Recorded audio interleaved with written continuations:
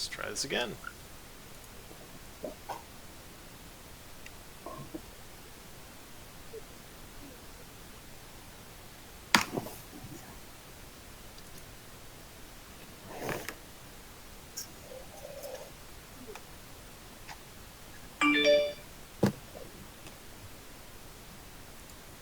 Well, notifications are working. I just got noticed you went live. Did we actually, though? Yes, I see us on the screen. We're on the screen? For Alright.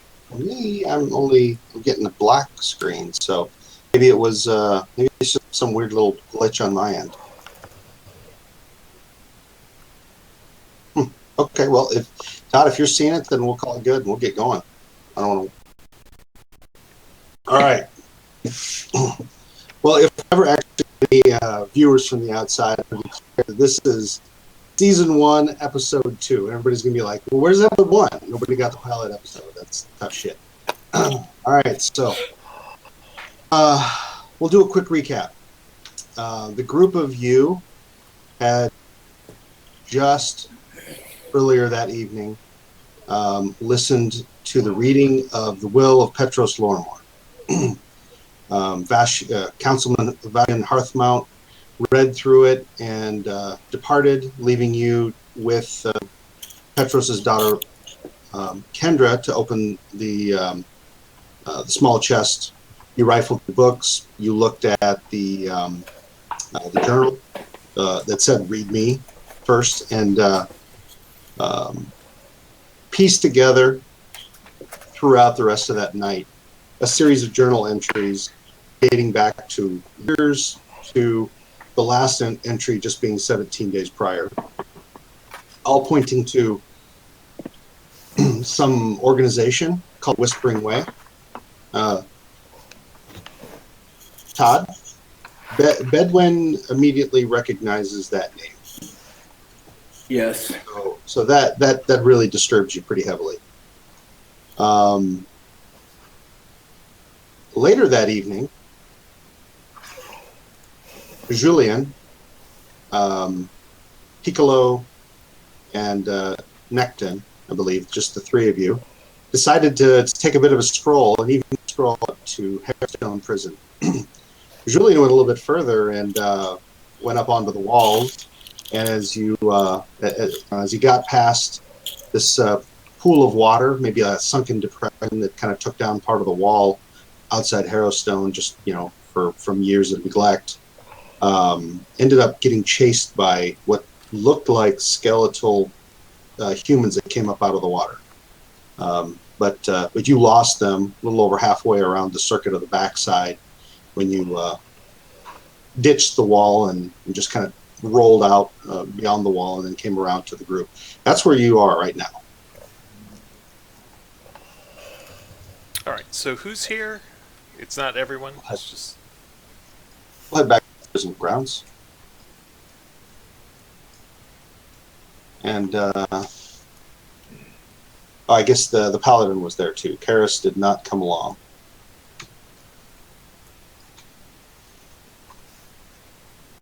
So you come around winded, slightly wounded from the long fall from the wall, and looking back, you don't see any signs of pursuit. Ah, fellows, there are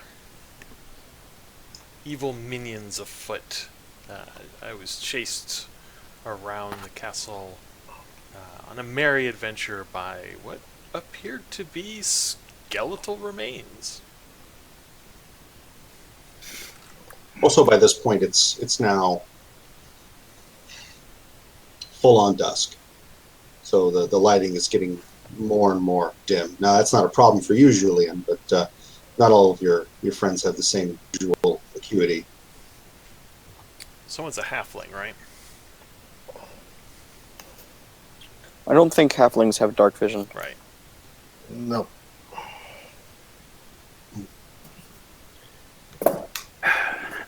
Skeletons, you say? Undead. I do. 3 of them I saw.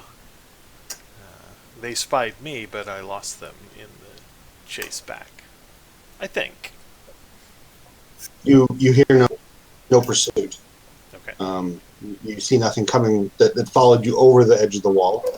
You don't see anything on the grounds inside, but you haven't ventured into the grounds of the prison proper, except the edges of the wall, on the backside.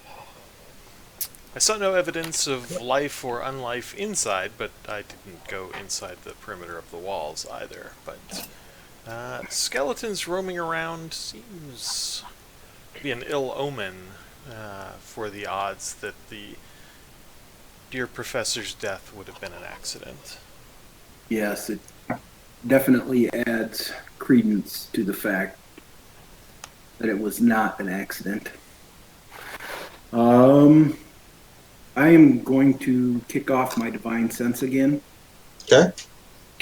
And again, I can reach out 60 feet. I will. And I will look at the young nobleman. Does he look to be injured? Julien? Mildly so. He's walking with just like almost an imperceptible limp. Okay. I will lay hands on him. If we are attacked, I want us all as capable as possible. Ah, my thanks. Marvelous. How many points do you need? 2. 2. Okay. Okay. Well, you've never seen anything quite like this, Julien. But he says a prayer, and you see like almost a luminescence kind of come to the palms of his hands, and he lays them on you, and you feel warmth kind of spread through your body, and your hip where you kind of took the fall hardest seems to feel fresh and new and unhurt. Oh, a man could get used to that. Say, good sir, do you hire out?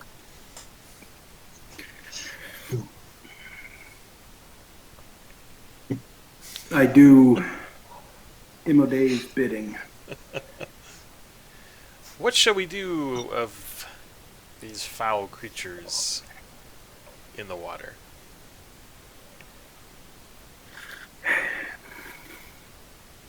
Are they still in the water? Or wandering about the grounds? I'm not sure. But they were in the water, which seems an odd place to rest, but who am I to say?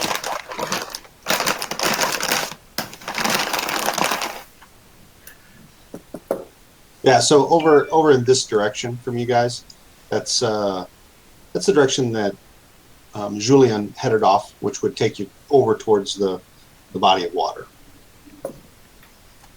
There's a collapsed bit of the wall over there where I first spied them.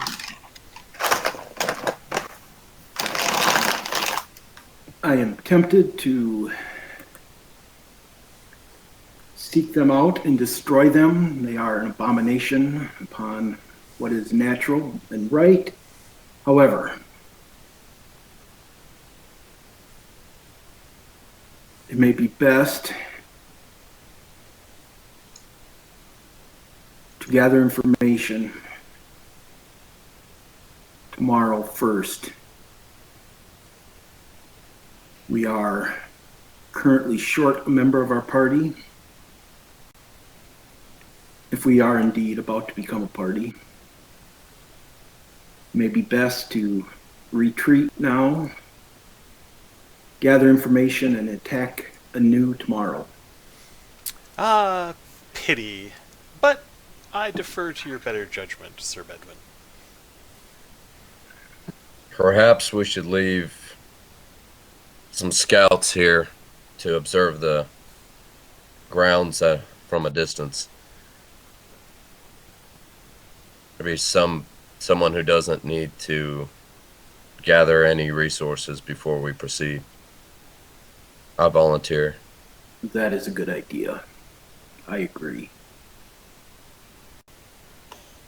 So, Necton, you decide to find a place nearby where you can kind of safely observe the prison after dark? Yes. I'll assist him in finding a suitable hiding spot. Um, there's I'm not a sneaky guy, but I know how to find cover, how to find camouflage. I'm a military man. yeah. But So I do appreciate your assistance there, sir. you find a copse of trees not far removed where you're able to see the prison, you know, to the best of your ability. It's probably not even a quarter mile away, right? But you've got a good vantage point. Now it's overcast and there's been spotty rain, nothing major, just spit and rain at you. And there's a moderate to strong wind running, so you have difficulty this night really hearing much, and there's really no stars or moon to see by because it's so overcast. Um, what you do notice, Necton, if you stay there the evening, is that there's no light, there's no apparent movement of any kind. The prison does seem still and quiet. If it was not for what Julien told you, you wouldn't believe that there was anything roaming the grounds from your vantage point. How late do you stay there? Well, I'll stay there. I guess until I can't reasonably stay alert. I can make my way back, and unless somebody wanted to stay out there with me, and we can take shifts. Well, I'm not an elf or anything. roll a Constitution check. You've done your plenty. You've done plenty share your share of late watches, so that's typically not difficult for you.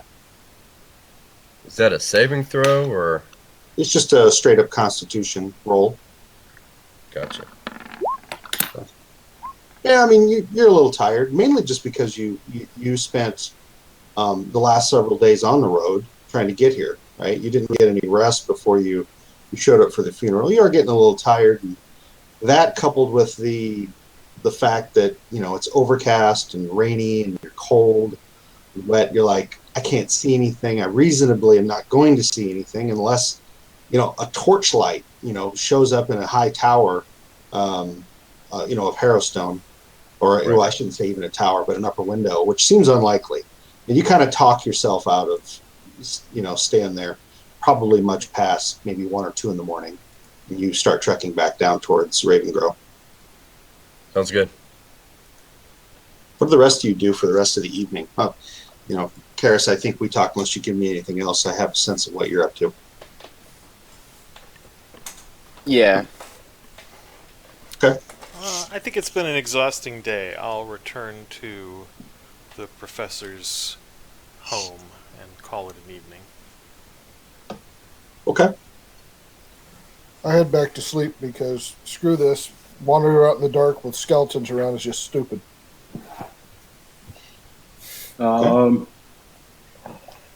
When we get back, I will check on, I want to say Keandra, but Kendra. Yep. Kendra. See if she needs anything. If she is good, I will head back up to the prison and join Necton in his watch until we agree. It doesn't look like anything's happening that night. And head back and go to bed. Yeah. Yeah, I was Okay. just worried about if we did stir something up at coming into town or something, Yeah. Yeah, you check on her. She's busying herself around the house, just kind of taking care of, putting away the evening meal and, stoking the fire, for the last bit of warmth that she's generating in the house for the evening. In fact, when you guys all return, she checks on you, see if you have everything you need for the night. Indicates that she's made sure that your rooms are available and that you have clean sheets, and make sure that all of your belongings are brought up rooms, and so everything's pretty much ready for you guys to turn in for the night if you like.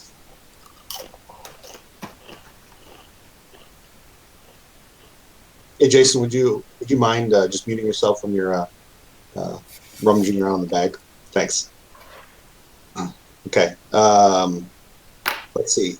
So, Bedwin, you go back up. You meet up with Necton, and really, it's just the two of you kind of making that same decision. It's probably sometime after midnight. Even you being able to see out into the dark, as you can. There's no movement. It's almost like maybe forest creatures that would typically be moving around after dark may just want to avoid this area.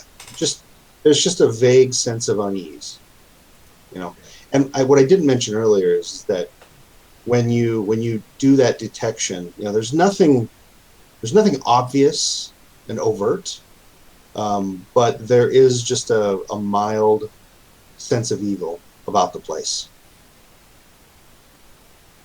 Bad people were held there. Bad things have been done there. Beyond that, you really don't have much stronger sense than that. Whatever it is, it's like I said, not over. So yeah, you guys trek back down to town. It's like less than a mile, both cold and shivering and wet. So all right, anything else that evening? Not for me. Okay. Well, you guys head back. You get warm. Get a good night's rest. Sounds good. Morning comes. You all, perhaps at different times, wake to the sound of, the ground floor. Where most of the common areas are set up. You just hear sounds. Maybe breakfast. Table being set, those kinds of noises kind of lead you to believe that Kendra is already up. Karis, you actually fell asleep in the professor's study, and she actually came to maybe move through the study sometime in the morning, and she noticed you there, just kind of asleep. You had your kind of head on your crossed arms, like over the desk. And she stops in. She says, Karis, did you leave here all night? Oh, what? I guess I must have. It's just... Is it morning already? She looks at one of the books that you have open. It's the book that you now know is kind of a treatise on Urgathoa, a dark deity. And she looks looks at you and says, my father warned me away from that book and the other. Well, yes, and I mean, he obviously wanted to protect you, but in order for us to understand what happened to him and prevent that same calamity from this town, surely you must understand that it is our duty to study these things. She kind of looks at you for a long moment, and then finally just kind of shakes her head and says, well, everybody needs to eat, so feel free to come out and break the night's fast. Oh, thank you. I appreciate it very much. I will cast Prestidigitation to fix my hair up and then head out at the main hall. Alrighty. Yeah, so, you guys kind of assemble, throughout the morning. I will wake up early and go for a run, do some light calisthenics in the front yard before I go in and pray before the meal is ready. Yeah, so, Necton, you've been on your share of campaigns. You note some of this activity, and you kind of get the sense that this Bedouin is fairly fresh, out of whatever training that he's had. Maybe he's been on a couple of missions or whatnot, but he's definitely the enthusiastic sort. Good for him. Okay. You guys see the silent halfling pad in and start helping himself to breakfast. All right. The only one See. that's missing, of course, is Julien, at least so far. And I assume, Bedwin, Necton, you guys kind of report on what you noted from the previous night, which was a whole lot of nothing, really. Whole Except lot of maybe nothing. a sense of unease. That's better than a whole lot of something, though. So, I agree. Kendra, she after you guys have piled up your plates and started eating, and she's made sure that you guys have everything you need. She sits down and does the same kind of at the end of the table, and she says, "I sincerely hope that after a night's sleep that you haven't changed your mind and you still intend to spend the month here." She goes, I can't say that I know all of you as well as I know a few of you, but it gives me some comfort knowing that my father trusted specifically the group of you to this task. Not just to take these books to Lepidstad, but also to stay here while I make my decision. And I'm still very much on the fence on what I want to do, where I want to go. So I hope that nothing has changed and that you will stay. Well, we have discovered foulness at the old prison, and I know that Sir Bedwin, for one, will not rest until the foulness is cleansed. You announce this as you come in from downstairs or from upstairs. Everyone else still is waking up, or I guess in Bedwin's case, he's trying to dry off from his perspiration from being outdoors. You, on the other hand, come downstairs, just completely looking as though you've spent hours preparing yourself, and for what anybody knows, perhaps you were. It's very possible. And so she pauses at that. She says, "What do you mean?" Oh, a trifle. Some skeletal remains in the water. Oh, There was definitely clues up at the prison that it was not a mere accident. And the remains chased me around. I forgot that part. Oh, could you describe these? I've done some reading on the subject recently. What did they look like? Were they armed? How intelligent did they seem?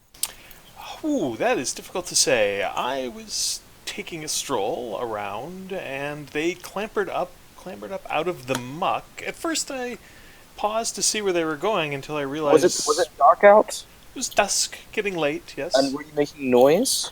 Well, I was trying not to, but maybe. But they still detected you. Yes, and they. I thought maybe they were out for a stroll of their own, but they came towards me, and being foul creatures of muck and bone, I thought discretion was the better part of valor, and attempted to lure them back to. You didn't see any weaponry? Did I see any weaponry?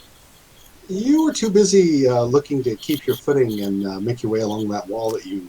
I couldn't in the late hour and the distance. I couldn't say one way or another whether they were armed. But you could tell that they were skeletal. So the skeleton was was clean, and perhaps there was moonlight or something. Well, there was definitely moonlight glinting off of the white bone. I wouldn't call it clean exactly. They did come up out of the muck of the water, but I saw little in the way of anything that would be flesh. Most extraordinary now that I think about it. Can I do some sort of check to see if I know more about these? Yeah, you can even have a bonus. So I'll tell you. Go ahead, just make the roll. What am I rolling?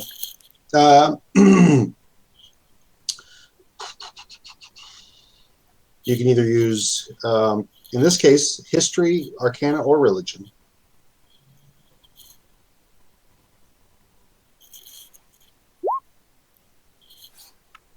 Yeah, I mean, the most obvious thing that comes to mind is, if it's the least worrisome thing, it would perhaps be an animated skeleton.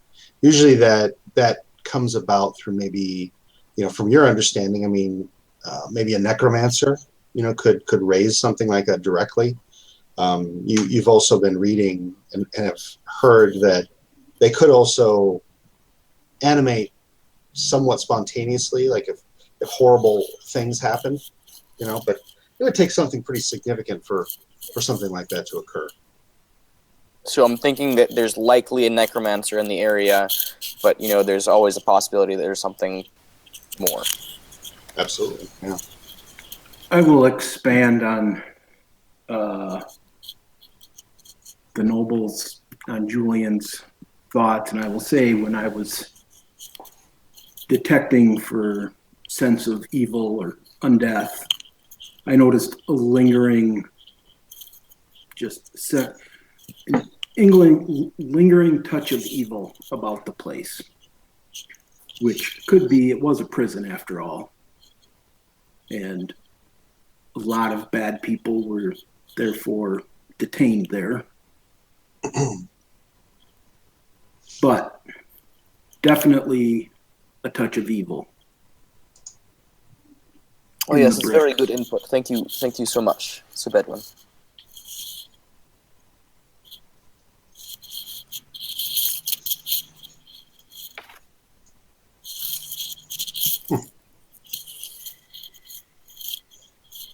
Still not able to grab a card.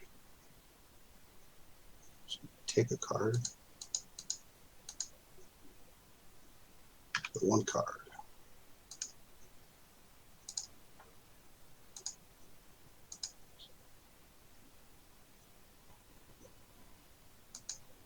I got to figure out why that card won't deal. I just happened to notice that you didn't have that card yet, so that's all right. I'll come back to it. Okay, so Kendra listens to all of this conversation, and she stopped eating, and she goes back to something that she looks back to you, Bedwin, and says, "Did you find any direct evidence to suggest that my father did not die by accident?" No, not yet, but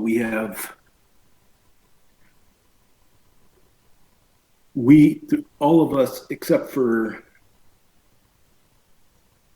Julian stayed at the gates, and Julian just barely entered the grounds. So I do not want to trouble you and say that he was murdered, but then again, there's enough inconsistencies that I feel we need to look into it. And just the fact he was concerned about the Whispering Way,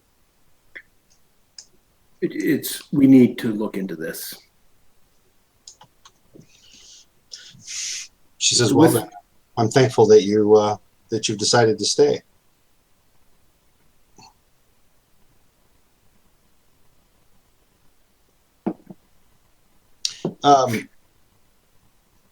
Karis, you with your background, you've got a pretty strong sense that some of the locations within town that are obvious places that you could research a variety of topics.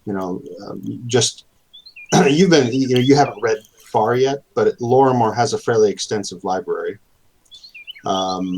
You would suspect that in a town of this size, that the temple likely has probably some of the best records, and then the town hall probably also has, you would suspect, decent records. You also made note that there's a shop on the northern edge of town called the Unfurled Scroll. That appears to be like a place that you could replenish calligraphy implements, buy paper. Potentially, they may even have some sort of section to do research as well. So these are all places that you could potentially go to, do to further any topics that you guys are looking to dig into. As we're sitting there talking, I will suddenly look at Karis and say, speaking of the Whispering Way, is there when that mob stopped us yesterday and the council member spoke to the leader and he remarked how unusual and how out of character that behavior was for him? If there is a nefarious group working in town, how difficult would it to be to magic a local peasant to act out of character like that? I don't know. It's a fairly it's not a spell that I know. I would never do anything of that's not something that I'm really okay with. That sort of mind altering spell. But it's a fairly simple spell to do on one person for a short time. But to do it to that size of a group for an extended period of time is quite a bit of more of an effort. It's not something I'm familiar with, although a necromancer of some sort, the type of person that could have raised those skeletons, would probably have something of those abilities.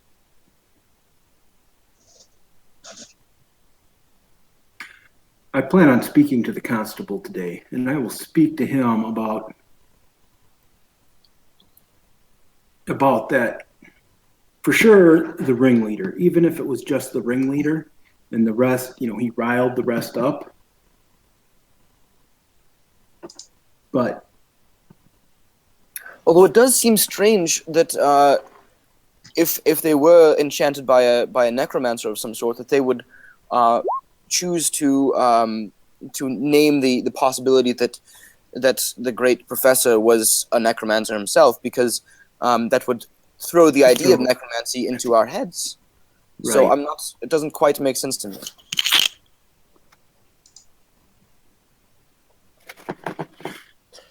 Yes, maybe I'm seeing. I start gesturing out that, since I have no way of speaking, maybe, it's not so much a spell as graves have been disturbed recently. Bodies have gone missing. So you point towards the restlands? Yeah.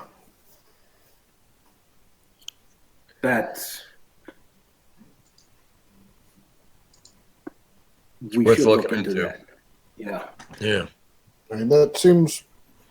I just kind of make a shrugging gesture, like this seems like it's a lot easier than somebody's been possessed. Anybody that wants to can make an investigation roll.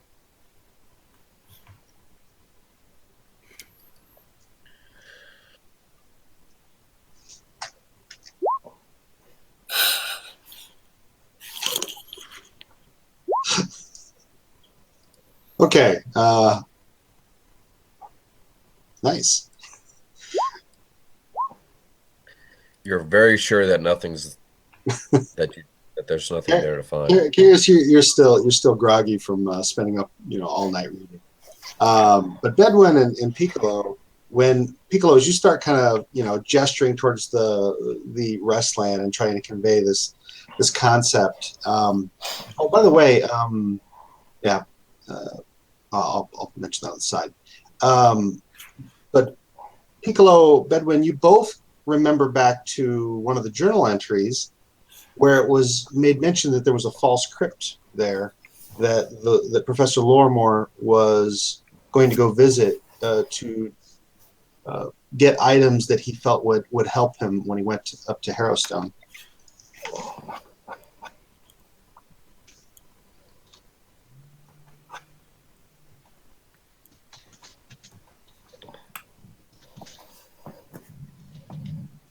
I will bring that up to the rest of the group. I'll just kind of point and nod and, agree with him.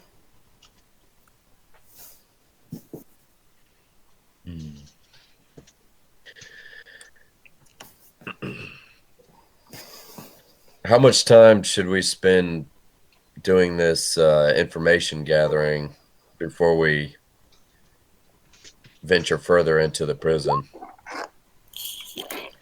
I would think say, that's the more. I think that's the more immediate threat, personally. I would say maybe until noon, in the morning. I would like to go speak to the constable and the cleric. Maybe at noon we eat the noon meal. So Kendra, she starts clearing away the dishes as you guys have talked through dinner or through breakfast, and she goes, I know that Ravengrow is not familiar to the group of you. She says, but if you take this road here back north towards the square, you will find the jail where, unless he's roaming around town, Sir Bedwin, you'll find Benjamin Kaler. He's the local sheriff. Directly across the path from there is the apothecary run by Jominda Fallenbridge. You may recall she was the quiet one in our funeral procession. There's also a forge, which is, you're hardly able to miss it. You'll walk right past it. But on the other side of the road from that is the Silk Purse. They do money changer. They do lending. You'll find the town hall there. There's also the local inn and a general store. So, and then a little further down the path from there, you'll find the Laughing Demon. That's run by Zokar Elkarid, the large, robust man that was also in our funeral procession. His son Pevrin is the local post boy.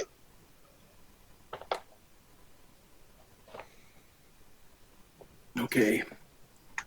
So, this morning everybody kind of spread out and hit their spots where they think they might gather any information or find something out. And then we could eat the noon meal, decide if we're going to visit the crypt and collect supplies from there, and then head to Harrowstone afternoon. Okay. I'm gonna say I'm gonna venture by the smith's shop and see if I can't find a warhammer or club or something to help take out skeletons. That's Yeah. a good idea. Okay. All right. We should have a discussion. I personally feel we should talk to the local temple before we and bring up the fact that there's these items in this forgotten crypt before we just go help ourselves. Well, the town definitely needs to be notified that we're doing this, definitely. So they need to be notified that there's undead in their, near their town anyways. That sounds like a great way to rile up another mob. I thought we already had one too many of those. I'm not saying go door to door and tell everybody. I'm just saying tell the authorities. They can manage their own town. Yeah, oh sure. The day after we get accused of trying to bury a necromancer, we report skeletons are out and wandering around. That's going to go over well. Well, we just got here, and we didn't bring any skeletons with us, so I think we're good. Doesn't matter what we did versus what they think we did. Kendra leans in from the other room and she's kind of tidying up, and she says, Church of Pharasma is across the river, not too far from Hearthmount's estate. Father Grimborough is he can be a severe man who asks many questions, but he's fair, he's just. So she goes, I tend to agree with Bedwin on this one. I'm confused. Can Piccolo talk or not? I make a lot of gesturing and grunting. Okay. So yeah, what we've talked about is that for him to convey complex concepts, he's got to role play that out. But simple stuff, he can figure out how to use hand gestures to share that information with you. Can he write? Can he write things down? Oh, of course. Okay.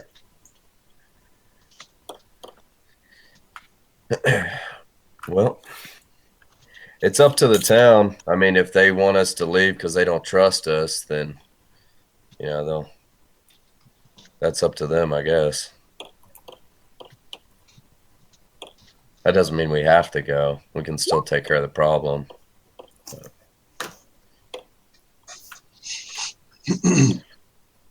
All right, so Necton, you head up to Jorfa's Forge, is what it's been described. So Kendra, she does mention that the local forge is run by Jorfa, which is this middle-aged to older dwarven woman.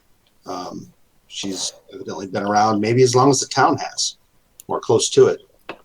Nobody remembers the time that Jorfa wasn't around. All right. Sounds good. Well, I'm going to go up there and introduce myself. Necton Murray. I'm here for the funeral of the professor, and we're investigating some undead in the area, and I'm in the market for a warhammer. If you have any. Well, you head up the road towards the town square, and I mean you hear the forge before you see it. Right, there's more than a couple of hammers swinging from the sound of it, and it's a nice day. I mean, it's definitely autumn, and it's probably somewhere in the high 50s to maybe 60 as far as weather goes. Clear day, sunny, no rain like you had to deal with last night, and there's not much wind. The forge has an open air section, and you see this dwarf. I mean, you suspect maybe the only dwarf in this area, not just in the town. And it looks like she's got a few, helpers / apprentices that are working with her. A couple of, you see a man who's maybe in his 20s and another one that's more of like a, maybe a 14, 15-year-old boy. And one of them's pumping the bellows, and the other one is hammering away. You see Jorfa, she's at a separate anvil, but she's kind of hammering away, but then she stops and goes over and is talking to the other one that's swinging a hammer. But as you approach, you see she kind of looks up towards you. When it seems apparent that you're coming straight at her, she stops what she's doing and kind of walks out to the front of the open air forge area to greet you. Okay. Well, I'm going to revise what I said earlier. I'm just going to ask her if she has any warhammers. Looking to switch up my my weapon of choice. Yeah, she kind of looks at you a little bit. I mean, I assume are you wearing full garb? I'm definitely in my chainmail, yes. Oh, okay. All right. Yeah. So she eyes you over a bit, and she goes, "Well, far cry different than normal plowshare and horseshoes that I get called upon. But yeah, I sell weapons." She goes, and in fact, I do have more than one warhammer. She goes, "Why don't you step into my shop here and you can take a look at my selection?" Great, sounds good. All right. So you head in there. Basically, anything that any common martial weapon for the most part is available, and all simple weapons as well. Not missile weapons, just melee. So she goes over to a rack and she pulls out 3 hammers and puts them on a table. She says, "Take your pick." Okay. I'd like to pick each up and check for balance and inspect them, see which one I like the best. Well, it's a tough choice only because they're all well balanced. She clearly is. Not just a farrier, huh? No, Oh. she knows what she's doing. You see that over on one wall, she actually has a set of banded mail armor, size for a human. Okay. Well, I could probably spend all of my wages in this shop if I stayed here too long.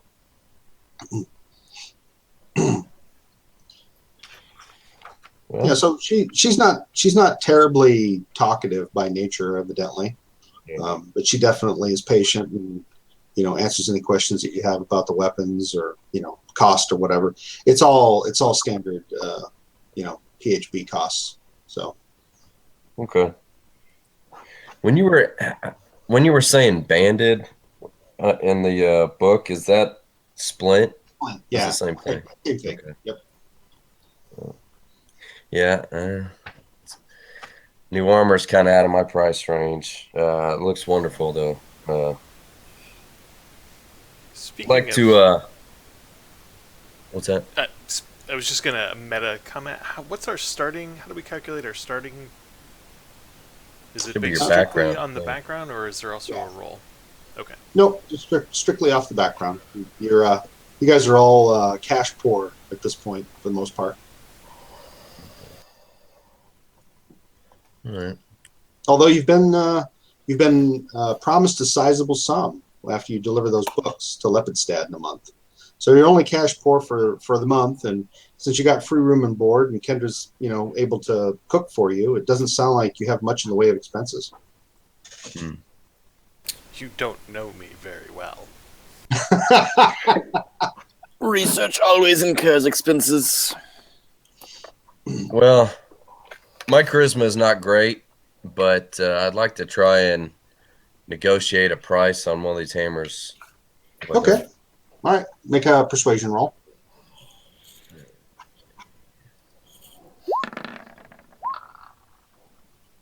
Oops, I need to take off that. What is?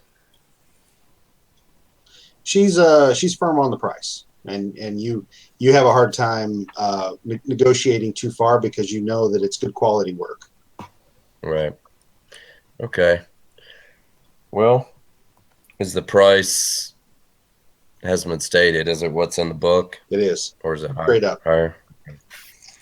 Straight up. All right. Well, I don't have that. I'd like to propose to her if I can work out an arrangement, pay her some gold for the Warhammer now, and leave my sword, which is also good quality, as collateral, in good faith that I'll return with more funds. She thinks on it a bit, scratches her chin, which is not bearded, by the way, in case anybody was curious, and she says, "Well, I tell you what. As it happens, one of my apprentices happened to wander off with a Zarni girl, and I don't expect to see him anytime soon. If I it seems like he's more likely to appear in a ditch with a dagger in his back than anything else, which is unfortunate. But it also means that I'm having a hard time keeping in wood charcoal. So she says, if if you've got it in you to take on some work, she says, she looks at the hammer and she thinks on it. She goes, "There's a hand cart out back." She says, 10 good loads of wood from the local sawmill. And how much do you say you had? Well, all of my money is 10 gold, and it costs 15 in the book. So She says 10 loads of wood and 5 of those gold, and the hammer is yours. sounds She like a goes, great deal. she goes that you're probably only going to get 2 to 3 loads a day, just so you know. It's not Okay. easy work. If you're up for it, you might want to ditch that mail Yeah, friend before you decide I to don't- take the job. Yeah, I don't know about our time schedule here. It's might might have to come back for that later for that arrangement. She says, I could sure use that wood. Okay. Well, how much time? What time is it? How much time do I have Oh before? gosh, Can I get like part 10 of in it the morning. done? It's like 10 in the morning. I mean, And we said here's we were going to meet back up when? At noon. Okay. a couple of hours. You're thinking, you know what? That's what she's saying, but you're a pretty strapping guy. You might be able to get a load in before lunch if you ditch the armor. And you're going to be likely running right through the middle of town, so it's not like it'll be a guess to anybody on what you're doing or where you are. It's a pretty small All right. town. Well, I'll do that. And when I see one of my compatriots walking around, I'll let them know that I'll be ready at noon. Okay. All right. What else are folks doing? Is there a clothier or even a place that a gentleman could get a game of whisk in? Kendra says, well, when it comes to games, she says you can always try the Outward Inn, but it seems to be a bit of a tamer crowd. On the other hand, the Laughing Demon is definitely a place that you might be able to catch a game, I suppose. She goes, maybe around the noon hour or in the evenings. Need a moment here.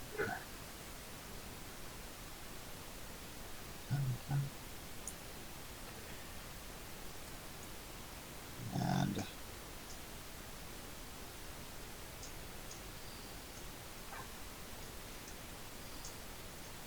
look up the silver purse here for just a moment.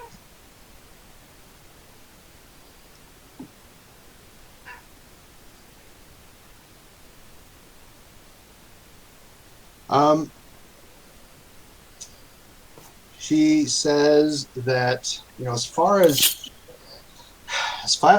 a tailor shop goes, the unfortunate thing with this town is about the best you're going to find is the general store.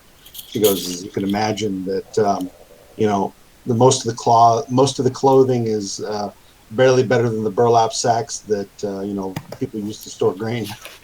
Whew. I kind of fan myself at that. Is your tailor skilled or a bumpkin? Oh, he's no tailor at all. In fact, Oh, he's just a general shopkeeper. Right. She goes, most wives around here do the mending, and if they need to buy something, it's going to be from that general store. Well, I suppose one morning I'll have to ride off for a real store. These boots are becoming terribly unfashionable. The nearest city that you're aware of is Tamravenna, but it's probably, if you rode, maybe I'd say probably 2 to 3 days to get there. You are out in the sticks. Yeah. Probably far from civilization as you have personally ever been. Well, where might I go in the morning to observe the comings and goings of the folk of the town?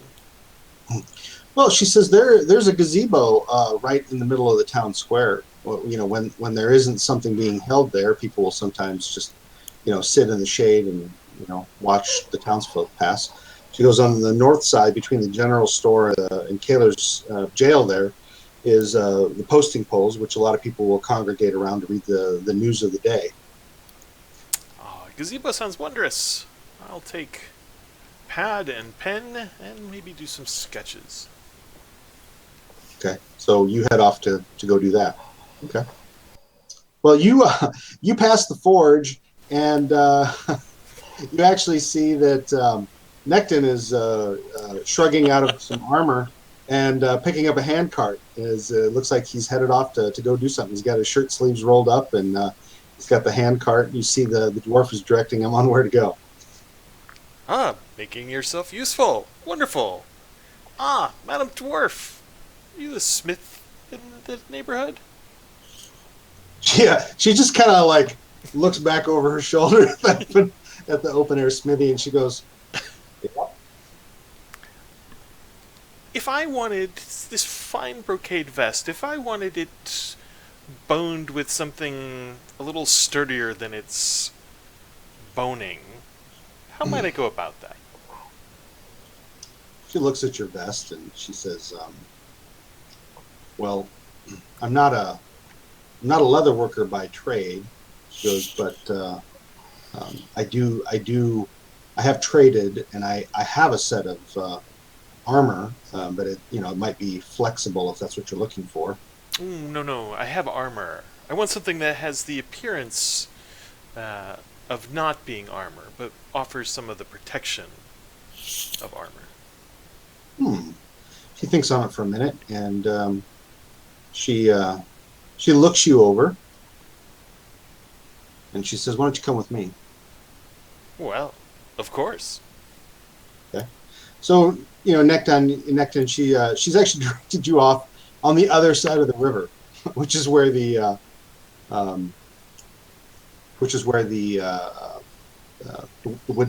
wood mill is.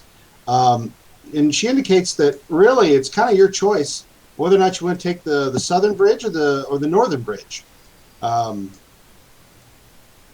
Both of them are covered, so really makes no difference whichever way you want to go. You pick a direction and go there. Which way do you go? Let's see. Does topography matter at all? Is there any Not really. extra hills or anything? No, not so much. Can you ping where we are? I'm not certain. Yeah, so the forge right here. Okay. Well, I think if it's on the south side of the town there, of the downtown area, I'll just go south. Okay, so you start working your way down the road, pulling this hand cart. So Julian, she takes you inside. She looks you over and she goes, "Better not be wasting my time, elf." And you see that she steps into a back. She pulls back the bar across a particular door she's got, rummages around there in a bit. And she comes out with a chest, maybe 2 foot wide. And she digs out from her under her jacket that she wears a key, opens up this box, and she shakes out a chain shirt, but it is of the finest quality that you've seen. I mean, the links are just incredibly thin and light. She goes, "You can wear this under clothing." Oh. So I'll pick it up. Does it make any sound like metal armor normally would? It's very light, and it doesn't seem to make much noise at all. So would I be concerned about losing any of my... The links are so fine and so close together that it just doesn't have the clink. Plus, the steel is it's a darker sort of steel, and you've never seen the like of it before. In real life, chain is actually incredibly quiet. It's all the metal plates that are attached to it that make the noise. Ah, I didn't know that. What a wonderful piece of craftsmanship. This is even better than what I had in mind. This, however, also looks like it would cost the king's ransom. Pray, what are you asking? She looks at you again. She goes, 300. Gold? Yes. Well, no doubt worth it. But alas, that's a little out of my budget for what I was looking for this morning. But I may be back. Go grab a hand cart and help. 6 years of hauling wood with Necton. That might take. I'm not quite as All right. burly as Necton. It might take me a while. All right, so I'm going to move you on the map here briefly, but Necton, you're down here hauling that empty cart, and from where you are, just about ready to walk into that bridge, you look down the river because you see a group of people, which is down here by what looks like some sort of a statue or memorial, and they're all gathered around it.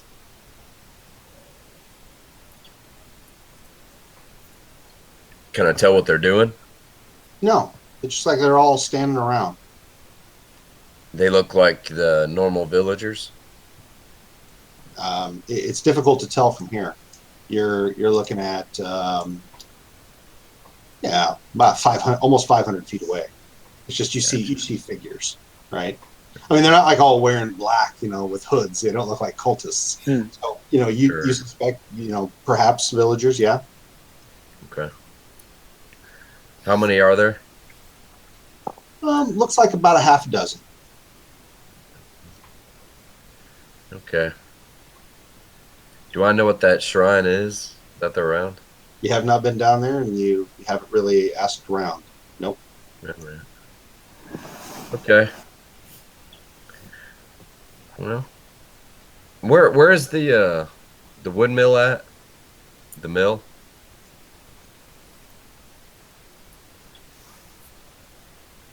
Right over here. Oh, so it's close.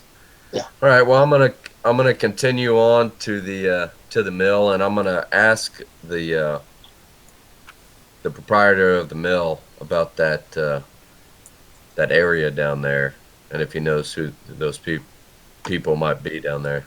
Okay. Yeah, you talk to some old guy. The noise of the mill is behind. He's got a couple of workers working out back. He complains at you for a bit that the stock that normally goes to Jorfa has been piling up over the last week. Once you get past the initial complaints, then he looks down over that direction and he says, "Oh yeah, that's a memorial." Memorial for what? Oh, he goes, the fire that happened up at Harrowstone Prison, 50 some years ago.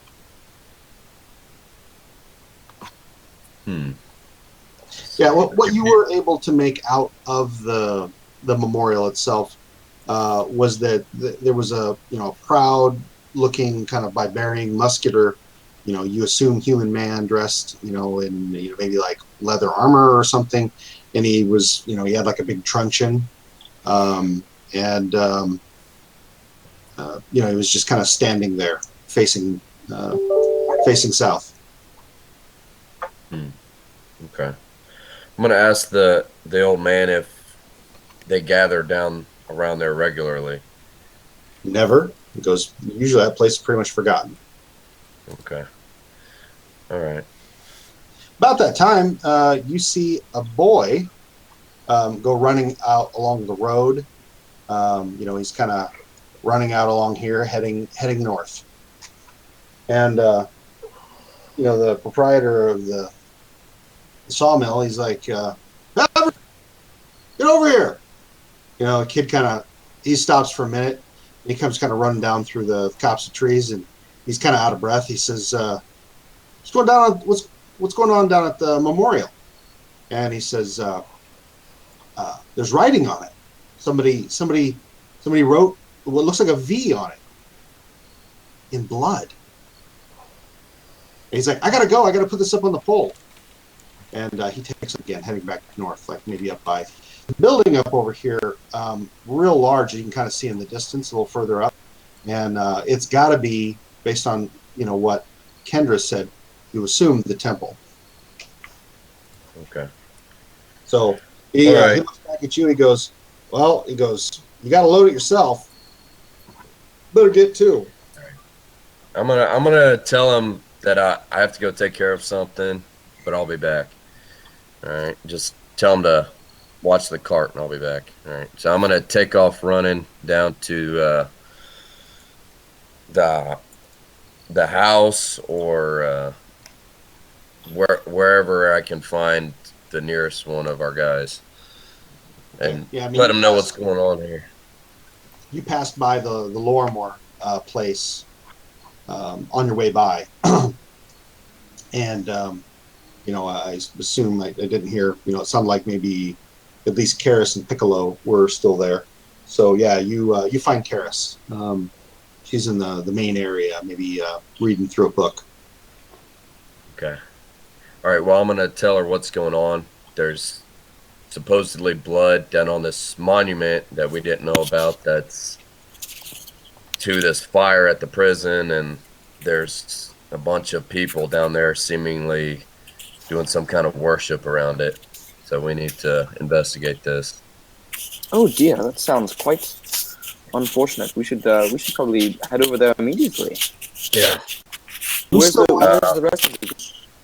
You still left at the house because I think Bedwin, you went up to find the sheriff. Is that right? Correct. Okay, I'll get to that in a minute. So Piccolo, are you still at the house, or what are you doing? Yeah, I stayed at the house. I just kind of tried to make myself useful, cleaning up things. Maybe check to see if the professor had made any progress on that research he was doing for me. Okay. Okay. Well, Piccolo, do you want to go and try and track down some more of our members, and Karis can come back me up if we, while we head down and investigate this before people disappear and evidence goes away?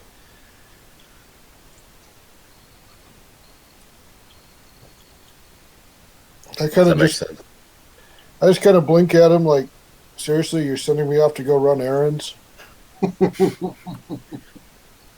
I just said do you want to? We could send Karis and you and me can go. Or hell, I can go track down everybody and you guys can go. But somebody should probably go down there. I suggest they send the person who can actually move the fastest, which wouldn't be me. I'm very interested in going and seeing this immediately. So, yeah. Whichever one of you wants to accompany me, Well, I want to get there before it is tampered with. Yeah, is Kendra there? Right. Oh, she's at home. Yeah. She says I'll happily go along. Well, would you mind seeing if you can track down some more of our members that are downtown, like at the constable's office? Yeah, I know exactly where Bedwin and Julian went to. So yeah, I'll go. I'll go talk to them. Okay, if she can go notify them, we can all head down there. Okay. Yeah. So she heads off. So you're gonna stay at the Lorimore house for a bit. Wait for the others to come back. No, we were gonna head straight down there. Okay. So she takes off, and you guys start walking down to the memorial. I'm gonna skip over to Bedwin. So I have somebody who's actually watching the Twitch channel who's played through this previously. So you make it up to the town square, Bedwin, and you actually find the jail. And Okay. Moment here.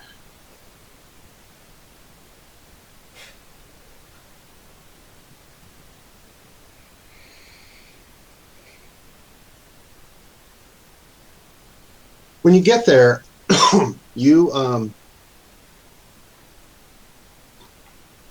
notice there is a single individual inside. There's a human man, maybe in his mid-30s, and he's just sitting down. The door is open. It's chilly, but it's bearable. And when he sees you coming up the steps, he springs to his feet and comes up to meet you. Are you wearing kind of a full knightly garb? Yep. Okay.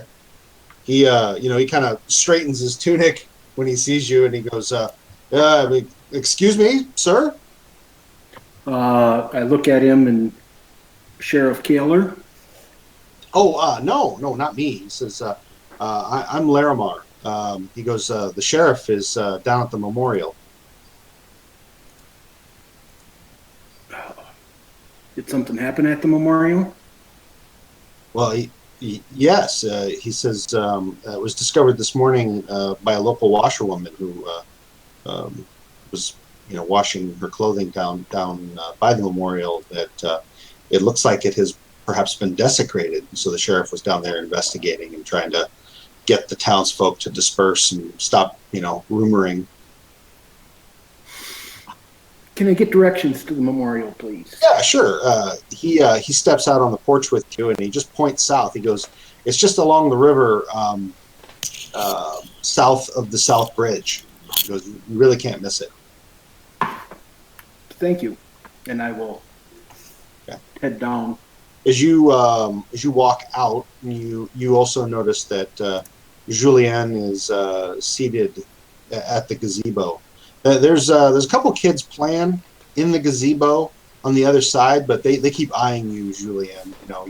You definitely do not look like anyone else around. I mean, first of all, the straight humans typically are all like either dark brown or black hair, and you're blonde and definitely have features that mark you as something other than just straight human. So you definitely look a little different than these plain townsfolk.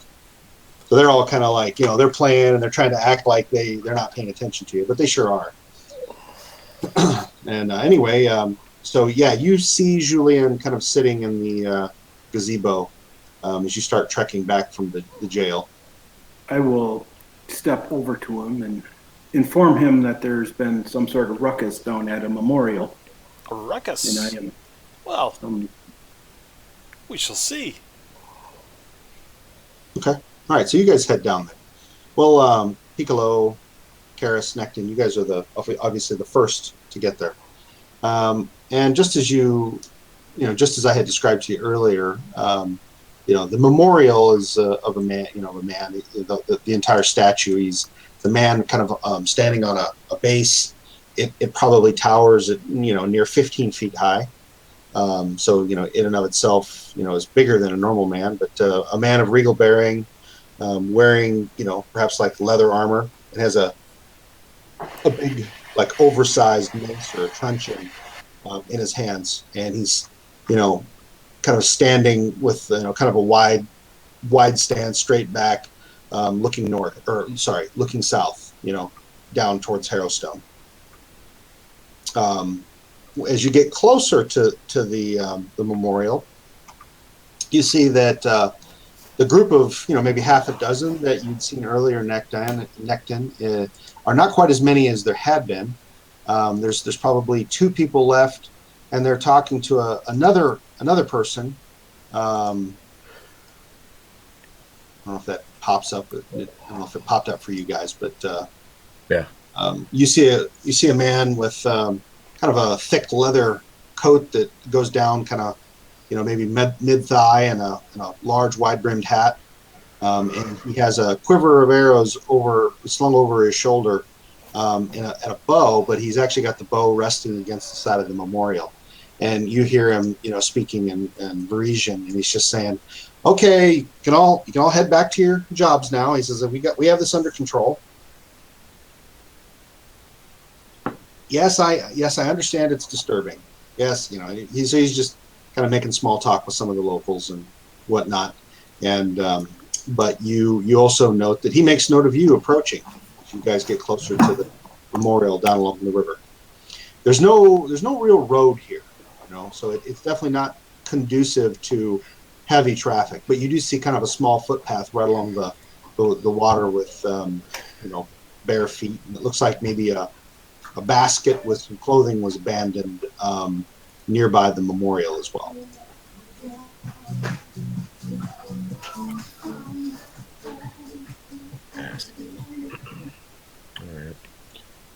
There is not dance music playing in the background. Gotcha. So everybody there, besides the sheriff, just looks like they're onlookers. What about the person with the cudgel? That's just a statue. Oh, that is the statue. Okay. Yep. Gotcha. Tracking. All right. So he actually, seeing the group of the three of you approach, he he quickly tries to push these people on, and they start to disperse. You see he picks up his bow, but he doesn't put an arrow to the string or anything as the three of you approach. Say, is everything all right here, Sheriff? He goes, if everything was all right, people wouldn't be gathering around the base of the statue. I'm gonna You must- walk straight up to the statue and inspect it. He goes, you must be from the group of travelers that came for the professor's funeral. We haven't been formally introduced. We extend a hand out to you, Necton, and says, I'm Benjamin Kaler. I'm the sheriff around these parts. I keep the peace. Said, Becton Moray. I'm a soldier from down south. Here to pay my respects to the professor and his family. It's nice to meet you. Yeah, he just nods and gives you a firm handshake. Looks over to you. Well, let's say Piccolo, but he looks over. Yeah, he looks over to you, Piccolo, and he prefers his hand. He says, Benjamin Kaler, sheriff of Ravengrove. Oh, this is Piccolo. He doesn't speak. It's part of his vows. He takes another look at him, and he still has his hand out to shake yours. Do you take it? Yeah, I mean, I'm cordial and make a gesture of introduction. Okay. Well, he says cleric or a monk of some kind. He looks to you now, Karis.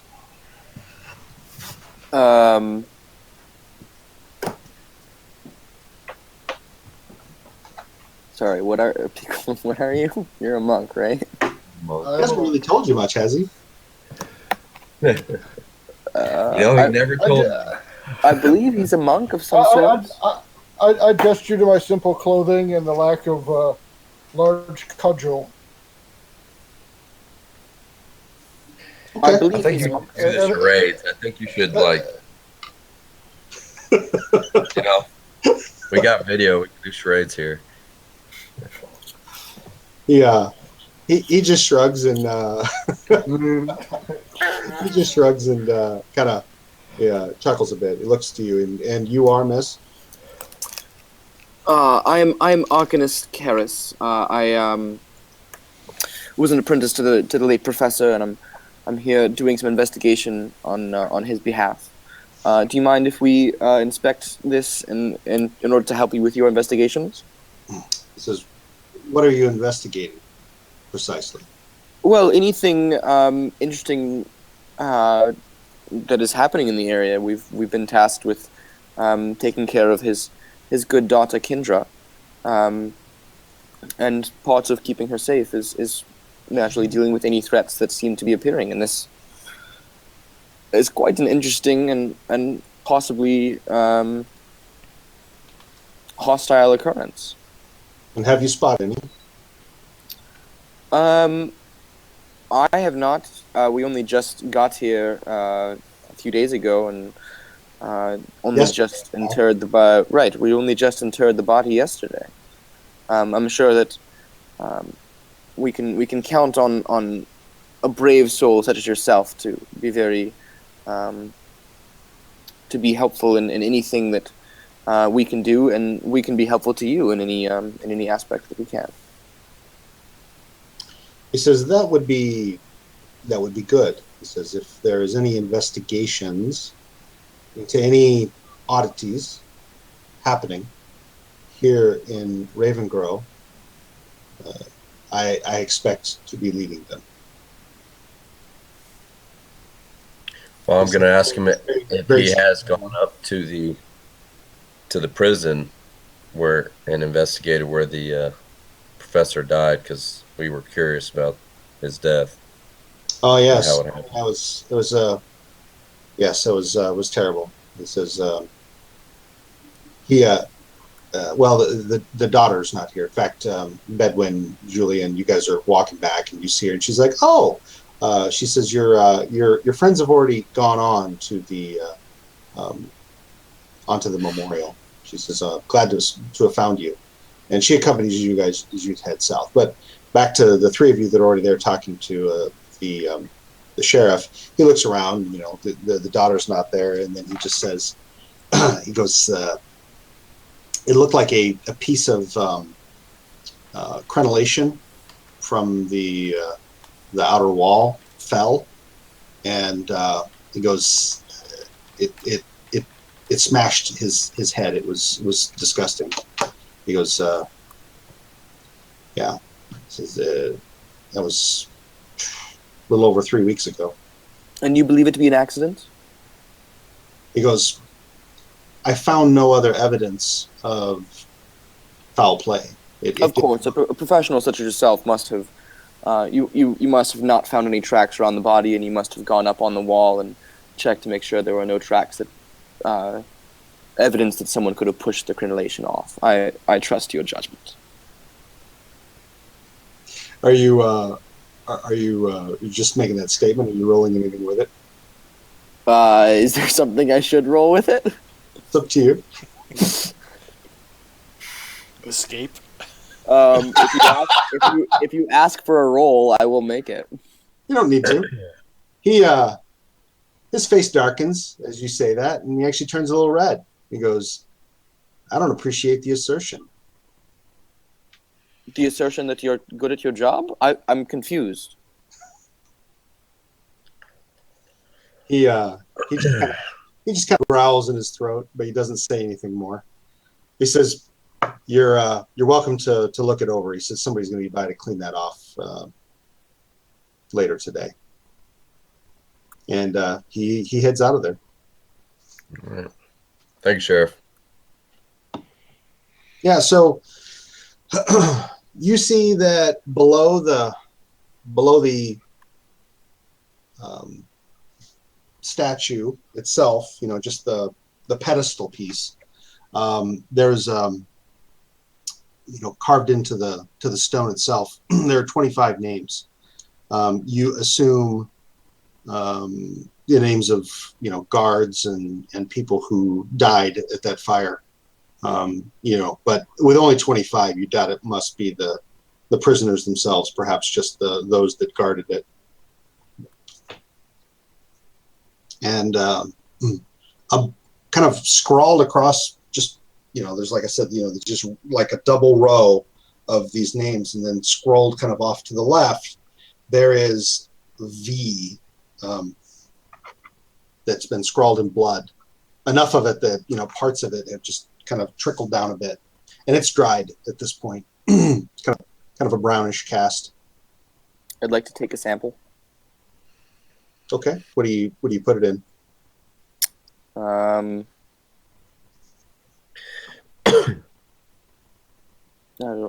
don't know, a file of some sort. Okay, sure, you got one. It's fine. I'd like to search around, see if there's any blood that was dripped or spilled anywhere else, like on the ground. I don't know. Try and looking somewhere else where he's not looking. Make a survival roll.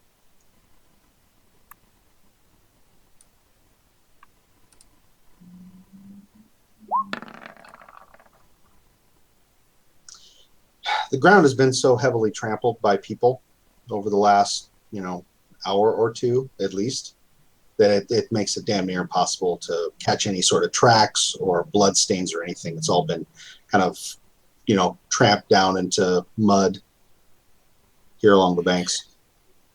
Okay. Okay, What direction does the statue face? South, towards, you assume, the prison. And on what side of the statue is the marking? The same side as the names, all 25 of them, which is on the south side. So facing the prison. No, if you well, yes, it is facing the prison. Yeah. Okay. You're looking north at it, and he's kind of facing you, but he's also facing south towards the prison. Yes. Right. So I'm looking north at the south side of the statue. Yes. Okay. And is there a road that heads towards the prison from there? Not directly from here, no. Like I said, the memorial was placed on these banks, kind of away from any serious roads. I mean, there's just like a little, footpath maybe along the shore of the river, like maybe where you assume washerwomen came down to wash their clothes, south of town. That's really about it.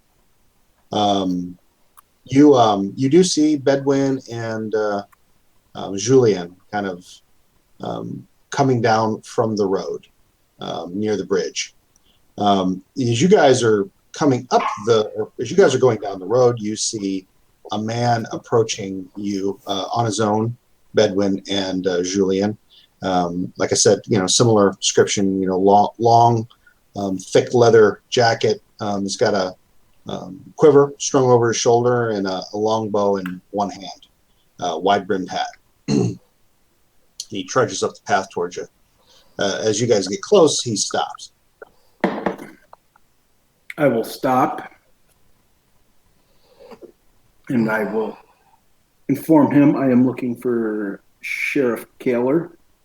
You have found him, he says. Ah, good. I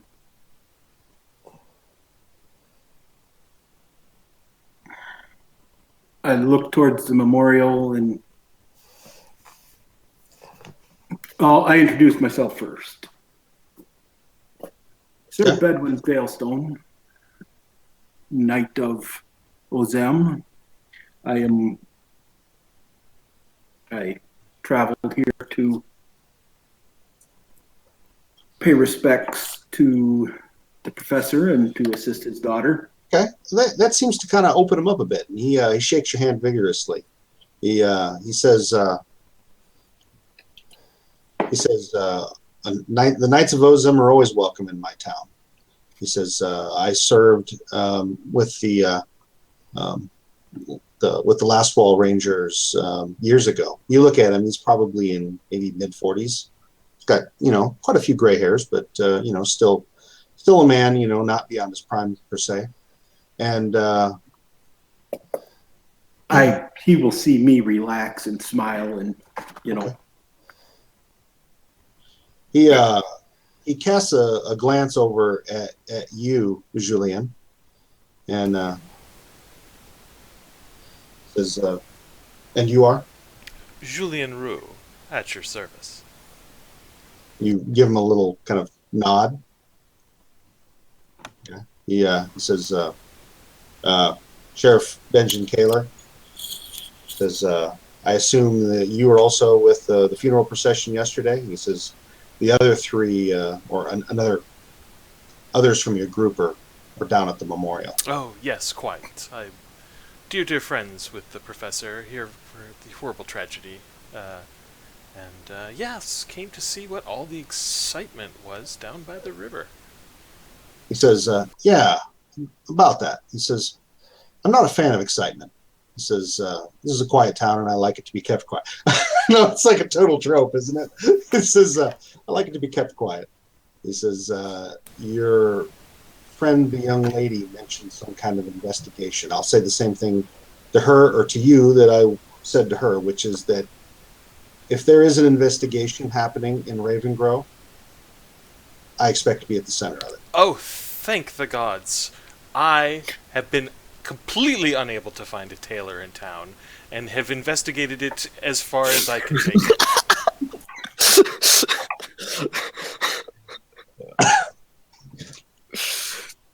I think that might be worth a draw right there. Yeah, that was good. Let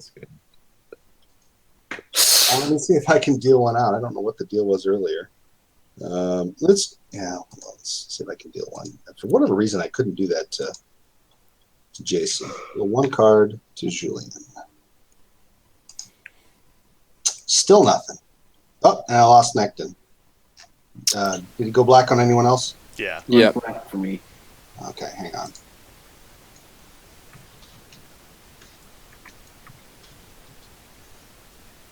I have a draw link next to the card. Am I supposed to click that? Yeah, go ahead and give that a shot. See if that works. Draw one card. ran out of cards in deck before drawing all cards. All right, let's do this. I'm going to recall. Oh gosh, when I do that, let's just remind me, Michael, and we'll get this solved, and you'll get the. You want to steal one for me? Do you? No, you may not. So we'll just remind me. We'll get you a deck draw at some point. I got to get one for Piccolo. Okay. Also. Okay. So yeah, he says that, or you mentioned the tailor. He says he just says flatly, "We don't have a tailor." My worst nightmare. He says your best bet is probably Tam Ravenna. He goes, but watch your tongue in Tam Ravenna. He goes, it always seems like they're arresting people for speaking their mind, and you do seem to speak your mind rather frequently. Well, who else's mind am I to speak?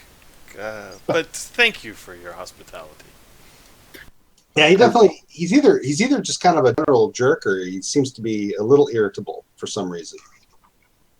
I will say, yes, indeed. That is why this morning I made my way down to your shop and was directed down here. I was just coming to speak to you to catch you up with our concerns. Oh, okay. Well, see, he was about ready to kind of push his way past you guys, but he stops again.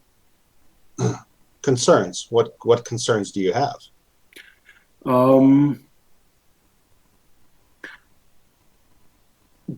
It may be best to head back to your office where we can sit and chat and discuss this. Oh. He looks at you kind of a little longer, and he goes, okay then, let's go. And I will go with him to leave the rest to look at the statue. Okay. All right. So, Julian, you head down to join the other three. Sure. Are any of the washer women still here? At this point, no, they're not. Okay. So at this point, like you see, even from where you are here, you can see there's like one basket of clothes, and looks like maybe one set of wet clothes like over a branch of a tree nearby the memorial, but no one around except for three of your companions. Nate, are you able to hear us? Okay. Yeah. Okay. Cool. Well, please let me know if any washerwomen arrive. You're going to try every avenue to get some decent clothes, aren't you? Well, I can't just wear these clothes unwashed forever. Oh, are your clothes filthy right now? Well, I of course have spares, but they won't last forever. I'm gonna wander over to him and begin prestidigitating his clothes clean and feel him up as I do so.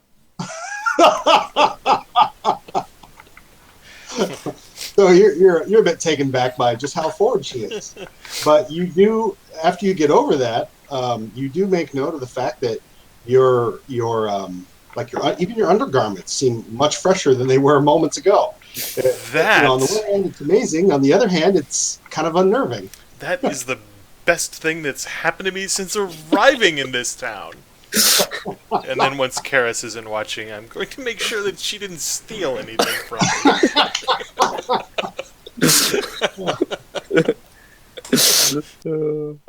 All right. So yeah, you like I said, you get the four of you at this point are now kind of standing around by yourselves the memorial. You're able to see the same thing. There's a list of names, and then there's large man wearing what might be like once again this is stone, but appearing to wear maybe like leather armor, and he's holding a large mace or a maul or a truncheon of some kind. pointing south or looking south. Very regal sort of bearing. What was it? There was a V written in blood. Yes. Anyone have any ideas what that is about?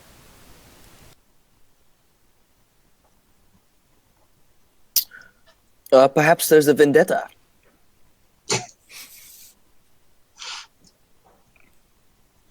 Held is a votive, not in vain. Maybe it has something to do with the Whispers or something. What was that? What was that group called? Maybe it used to be. It was supposed to be a W, but they got cut off before they could finish. Maybe. I'll take a look around the area. Beyond just the immediate section of ground by the statue, and see if I spy any evidence of someone having been this way.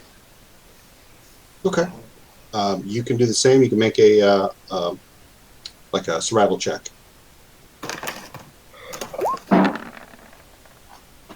Oh, well. You look around. At first you're somewhat disgusted by the amount of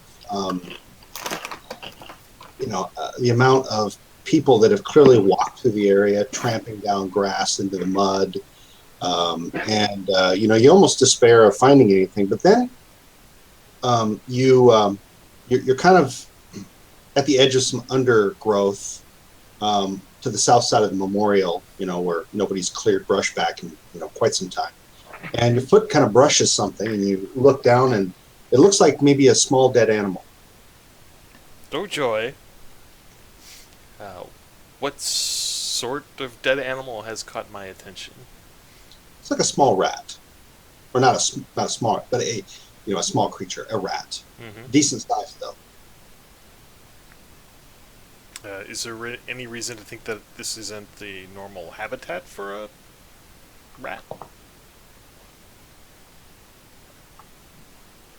I mean, it's along the edge of the water. I mean, animals have to drink, but it's definitely dead. So I'll take my dagger and poke and prod at it. Yeah, you roll it over, and it looks like it's nearly been decapitated by what looks like a clean cut. Like a blade. Yes. Recent? No, it's dried. All right. How odd. Okay, well, you guys are poking around. You and Benjamin Kaler walk briskly up to the jail. He sets a hard pace, and you basically have to jog to keep up with Edwin, especially in your armor. Not that that's troublesome for you, but you get the sense that this guy is definitely a more than just a simple backwood town ranger. I mean, of course, he's told you that he was with the Last Wall Rangers, but now you find yourself kind of trying to size him up.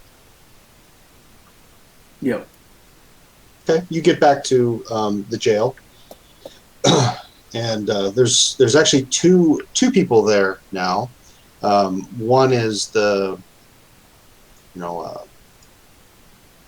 man that you originally met, Larimar, and then there's evidently another one. This time though, it's a female. Handsome woman, but looks like she's kind of a hardworking gal.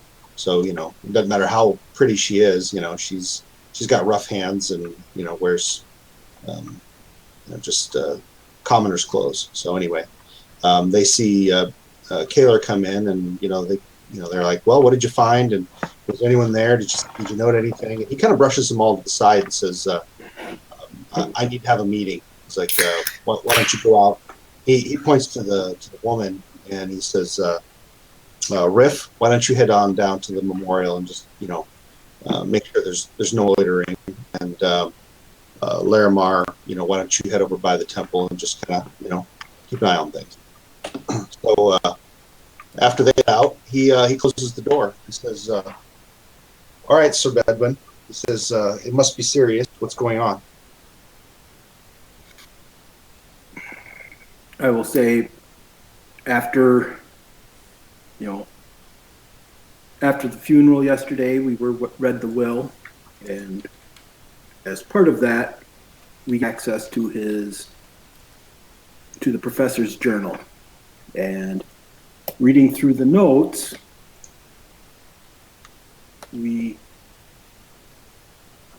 it became clear he was concerned that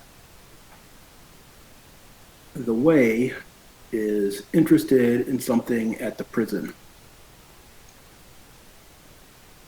He actually, you don't see a look of comprehension. He goes, "The Way?"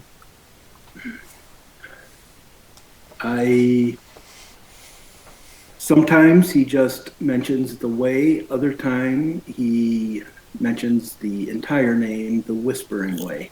He takes kind of you see him actually kind of gulp at that. He goes, the Whispering Way.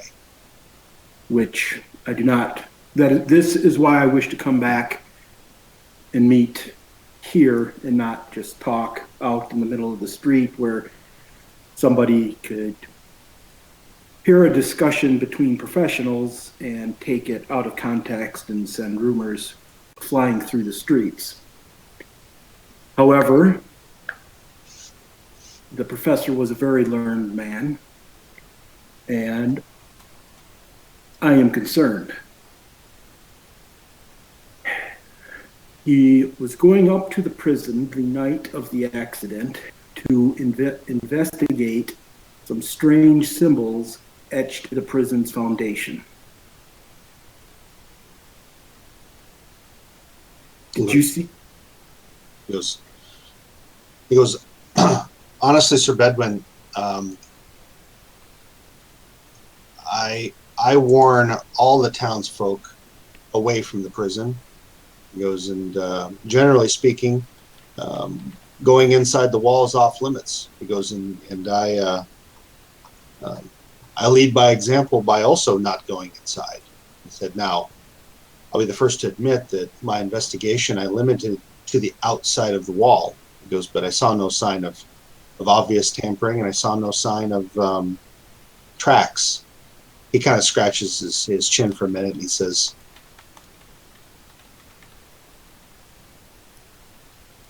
but I don't know that I was necessarily looking for them either.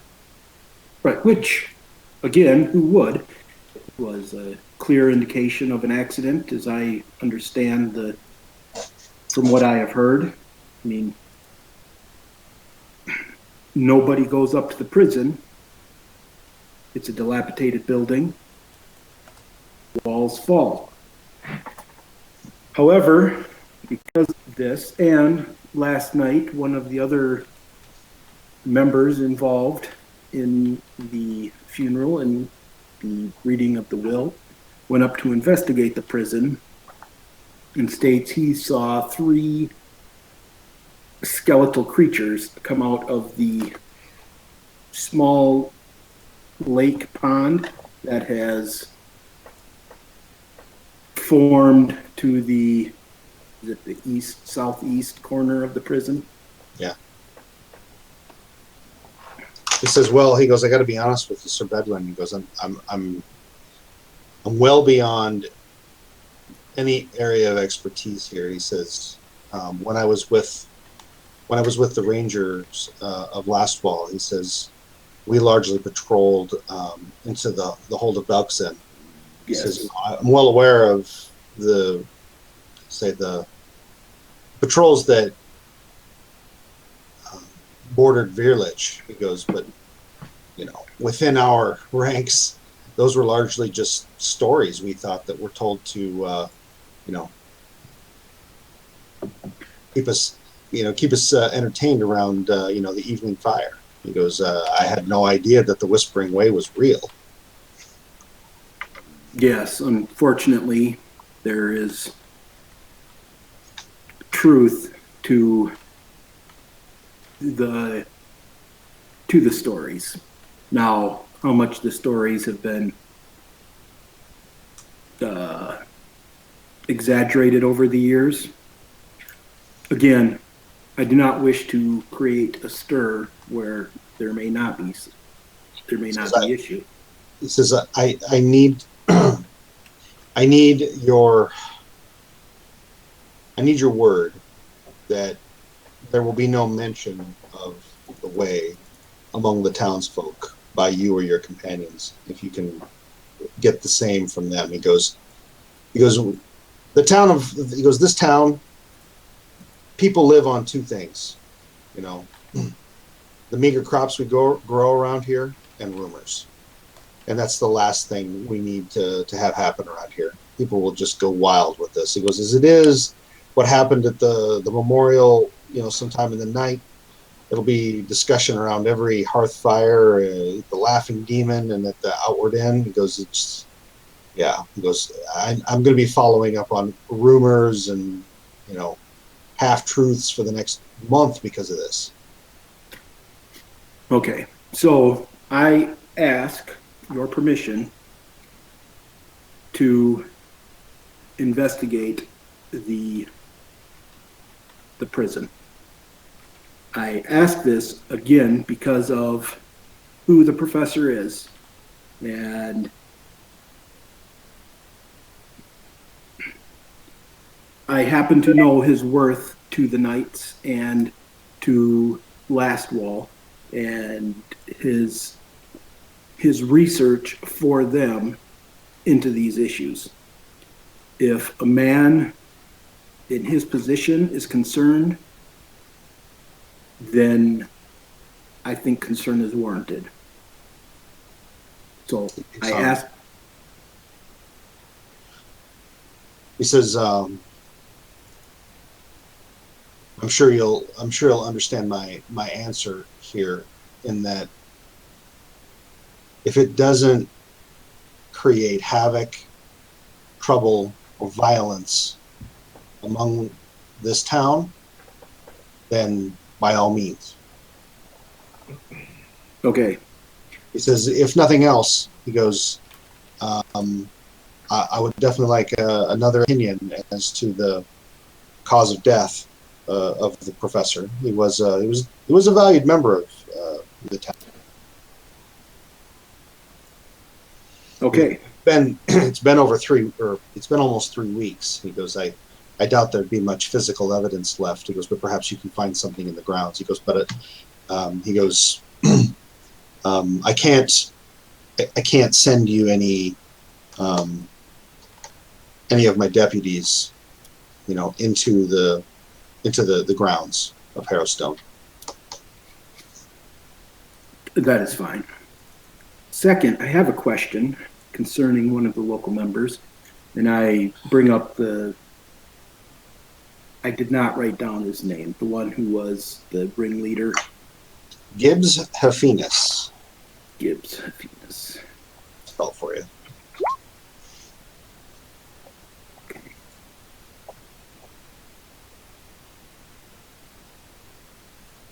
I say, Councilman, I explain what happened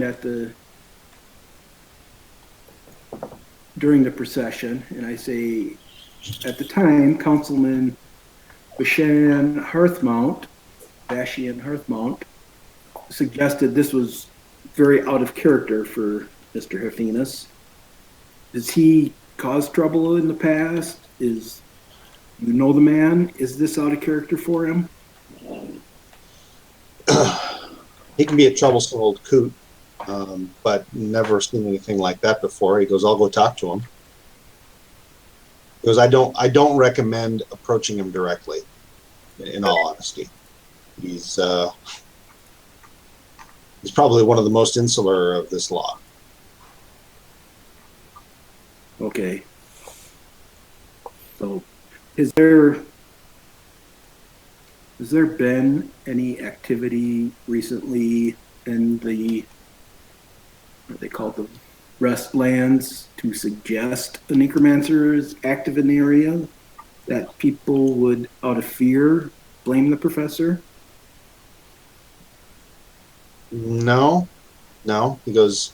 I mean, look. I mean, this is just a love. I mean, there's a million superstitions that people keep about the dead and those dearly departed that left recently. He goes, but no. He goes, however, if you have any discussion to be had around the restlands, he goes, that's technically out of my jurisdiction. He goes, you'll want to go talk to Father Grimborough. Okay. Well, then I will thank him for his time. I promise to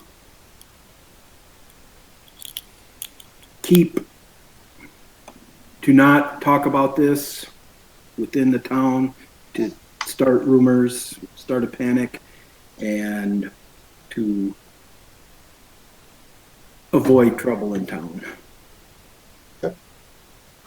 All right. What about the other four of you guys? It's probably about noon. Kendra's down here with you, by the way. So I guess it's not just the four of you. It's also Kendra as well. So there's 5 of you down there at the memorial. Well, we're burning daylight. I think maybe we could, if we're going to move today, we should move. Yeah, you've got a job to do still. Well, I can go return her cart and promise to return later. Yeah, it seems like we were planning on getting together at noon, so maybe we can rustle up Sir Edwin. Yeah, I'll head to the Lorimere home after I leave the sheriff's office. Yeah, that was probably about as long of a conversation as we had, 10 minutes or so. And then you head back south. Okay. So yeah, you guys are, you looked, you found a dead rat that's throat had been slit. There is lots of blood caked around the wound on its neck. Yeah, I mean, Right. presumably that was the source of the blood for the statue.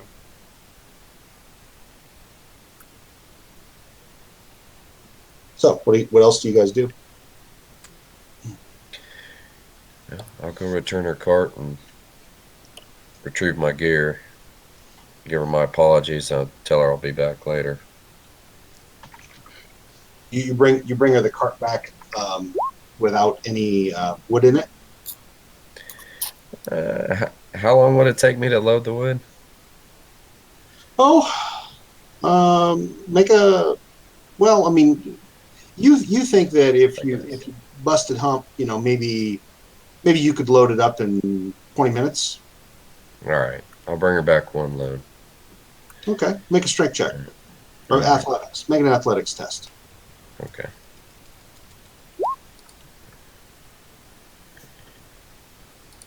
Pull that up here.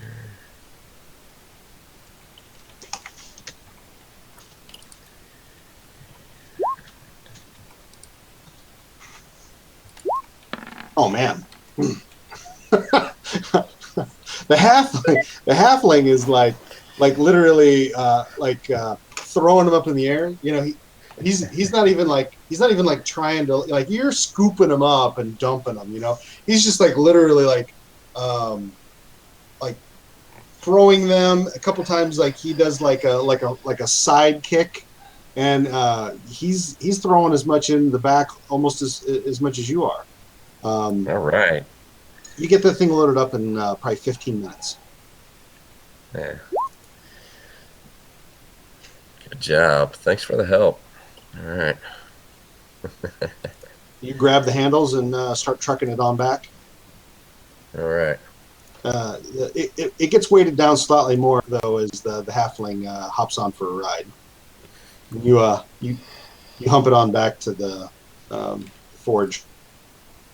All right, so the rest of you all meet up at the Lorimer place. You see Necton kind of go jogging by with this handcart with the halfling kind of like perched on top of it. And yeah, so you get up there, perspiring heavily. Jorfa says, "Well, how many? How many did I say? Was it 10 loads?" I was 6. We'll split the difference. I want to say maybe it was 8. So she's like, only 7 more loads, and that and 5 gold, and that hammer's yours. Okay. All right. Sounds good. Thank you. All right. So you grab your armor and head out. Yeah. Okay. You head on back. Okay. So you guys are all back down to the Lorimer place. Kendra, she seems to she's somewhat quiet. Like she seems to notice that you guys are leading up to something, perhaps. And she quietly busies herself with setting up a quick and cold lunch for you guys. So Necton, you come in as or Necton and Piccolo, you come in as the other 3 are eating and discussing what to do next. So I will tell everybody that I spoke to the sheriff and let him know we would be investigating at the prison. I explained that he appears to be very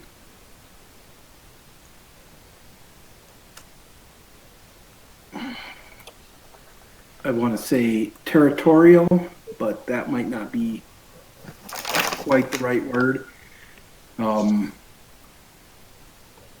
I believe the word you're looking for is inept. Jason, Sorry, I thought I'd muted. Sorry. Okay, no worries. I believe the word you're looking for is inept.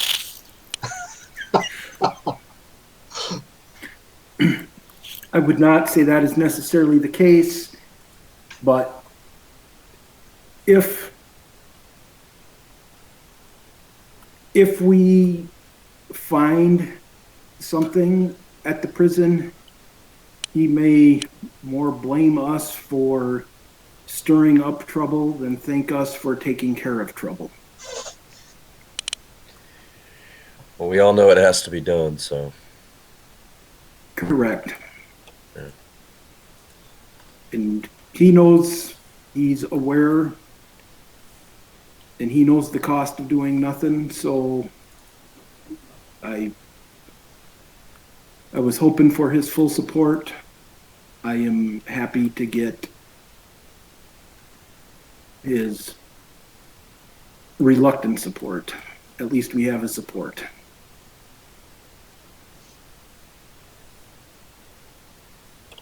So Okay. I say we go up and investigate now during daylight hours, especially as there's undead. Agreed. So Kendra's like, you're going to go to Hairstone. Yes. Okay. She's like, Everybody else has agreed. She says, can I help? Can I help provide anything? I mean, I can pack you at lunch or pack you at dinner if you think you're going to be gone all day. What else can I do?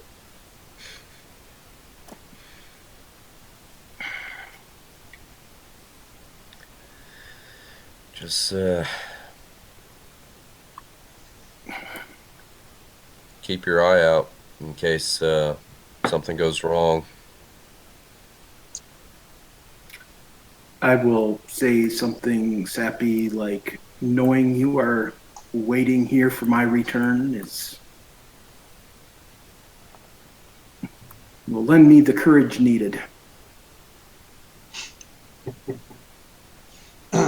She, nobody else asked for you to pack dinner, but she wraps you up a little something for dinner in a perfumed handkerchief.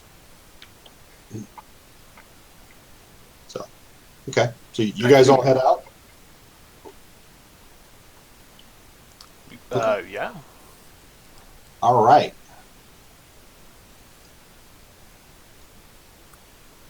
Let's see here. I just need to add you. All right. So there you are.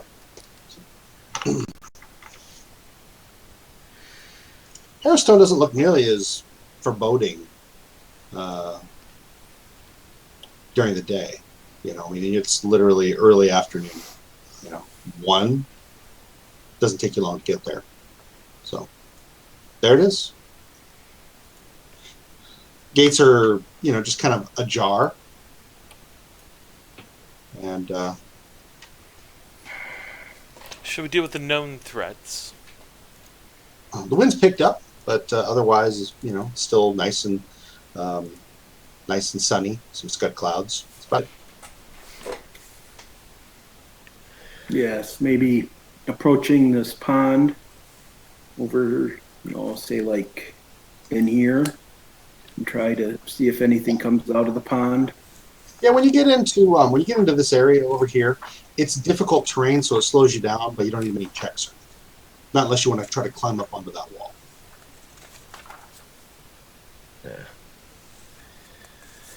Let's circle the perimeter. Make sure that nothing's going to come in behind us once we enter the main building. You're going inside the wall, across that rubble, like in this area, or are you going to skirt around the outside edge of the pond entirely?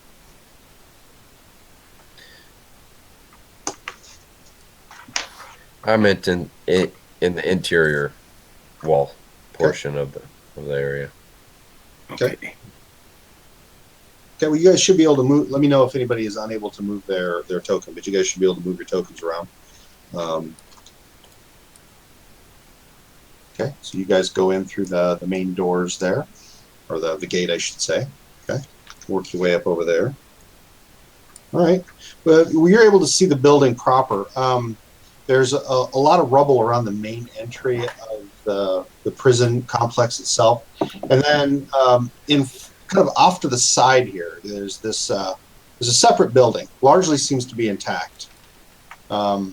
You're able to see that this building is largely a 2-story affair, and from what you understand, probably has maybe a lower portion to the thing too.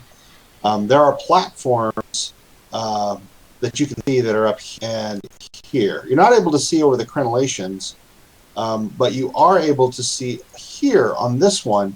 There appears to be like heavy overgrowth, or just growth, like vines that either grew up from the base or maybe grew down from the top. But one way or the other, it just looked heavy thorny brambles on that side.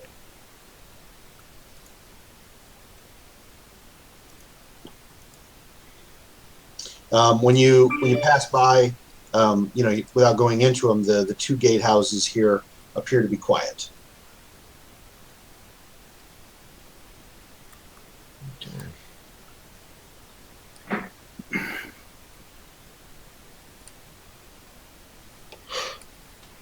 Okay, so next then you stomp on over to the edge of the water. It's somewhat murky, and you stop right there and just kind of look out over the water. There's a strong wind, and the water kind of ripples in that direction, which kind of carries it away from you.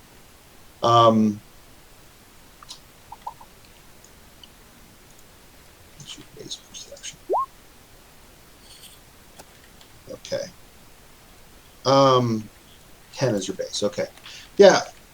You're not immediately noticing anything out of the normal, because so much that's being stirred up on the surface just from the wind. But right about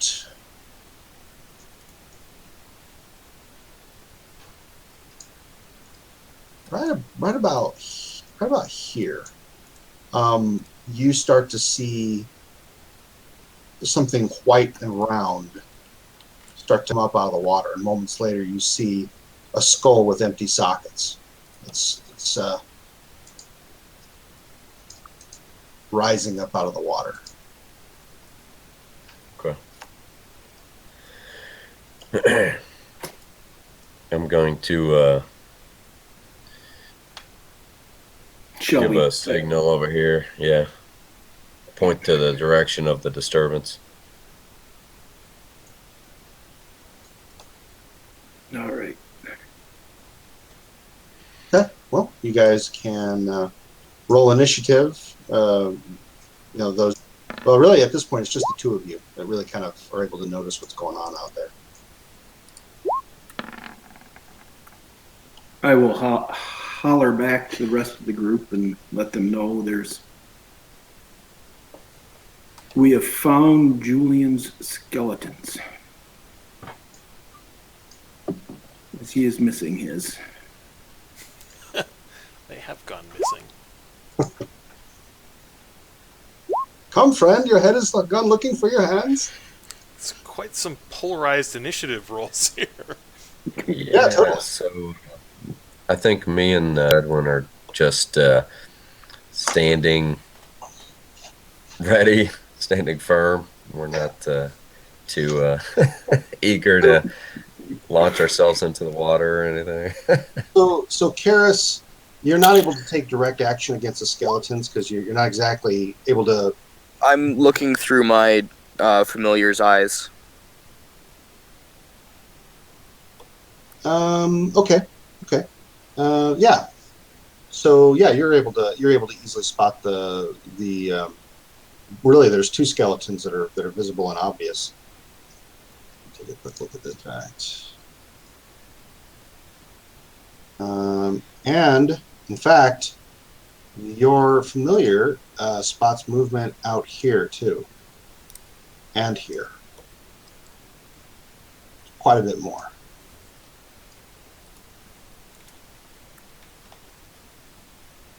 So, what do you want to do? I'm just gonna ready my action to cast Shocking Grasp via my familiar if it closes with anything. Okay.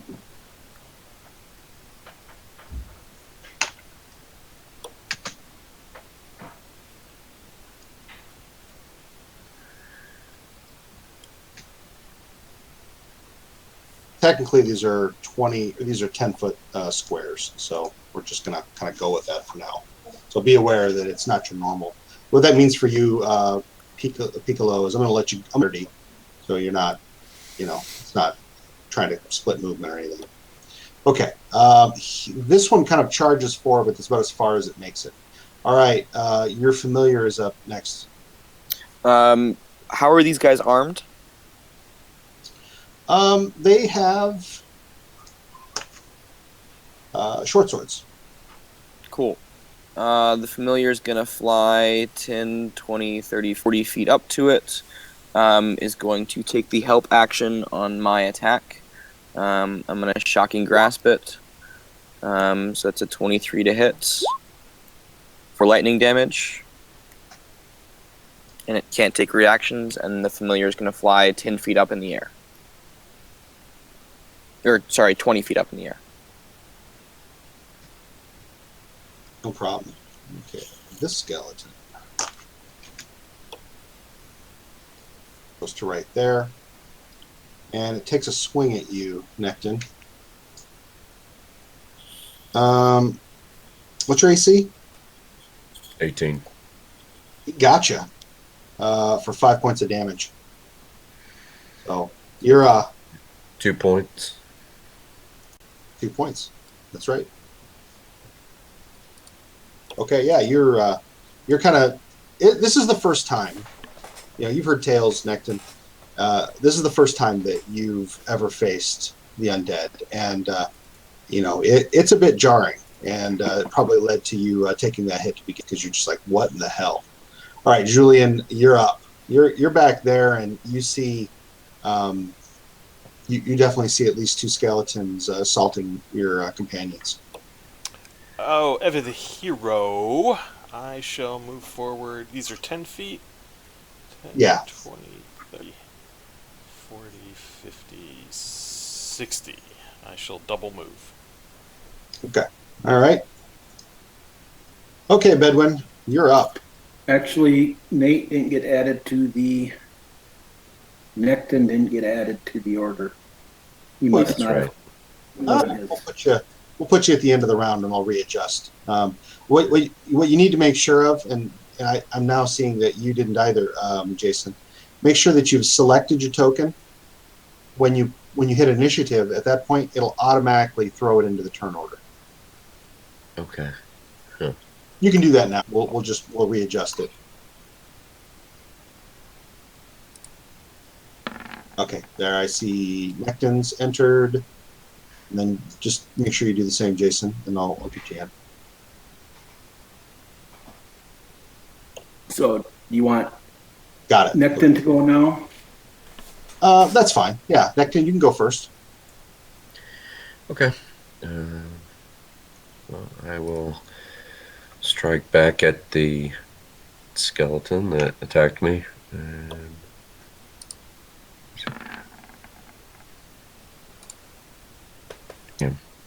That's a 7 to hit. You miss, unfortunately. okay. Okay, you just have the one attack. Okay. Yeah. All right, Piccolo, you're up. Double move, since that's the closest I can do to get there. All right. I will say move would probably be a 50 because that one's more Oh, obvious. sorry. Yeah. Okay, and let's see. Then finally to you, Bedouin. Okay, I will step up and swing.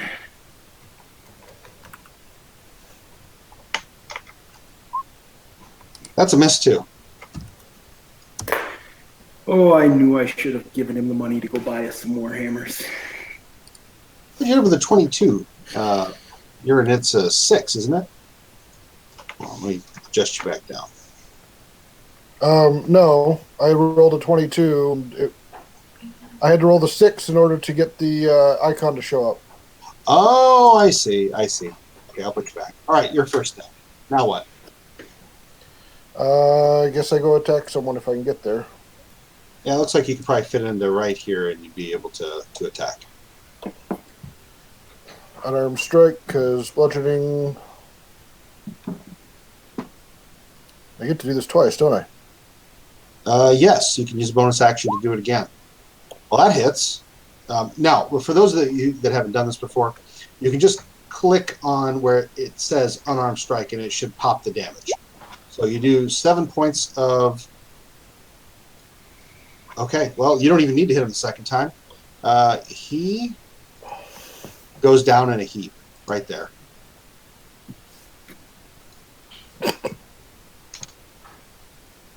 You hit him right in the center of the chest, and he just shatters. Okay, so yeah, your bonus action is probably not going to be useful at this point, so we'll move on unless you have anything else you want to do. Nope, since I can't move any further. Yep, okay. Karis, you're up. I'm gonna start moving this way, and then do the same thing I did last time. Okay. Which...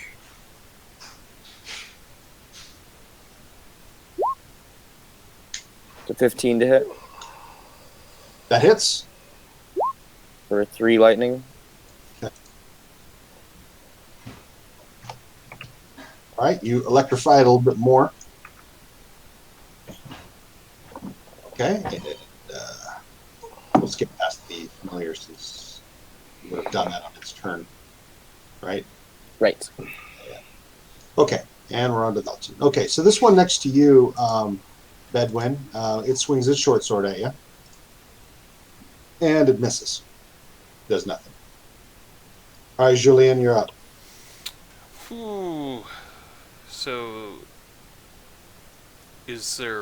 are the ones on the both alive? Or one looks dead. No, the one that has the skull and kind of crossbones or whatever. That one's dead. But I thought there were 2 more. Or do we not see the third one? They are out in the water somewhere. We have not seen them yet. All right. Then I will move here, and I will take a vain attempt at tossing a dagger at this one over here.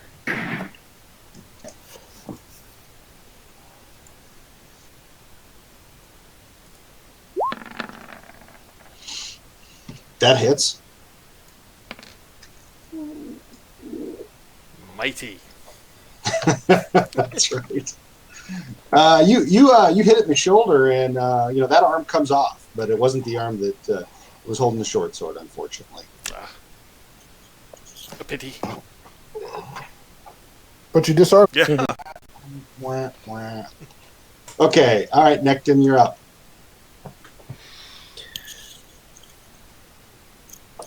All right. Oh. Yeah, Let's see. that one's dead. It's down. That one is dead. Just need to move up here. And hopefully hit him this time. That's Ah, not enough. dang. You're really rolling. Yeah, you're rolling twos. I don't know. I don't know. Turn off those. Yeah. All right. All right. Bedwin, you're up. I will attack this foul beast once again. And That's enough to hit. And a down. However, right there at the end of the round, you see two more start to appear out of the murk of the water. And so here, get those guys set up.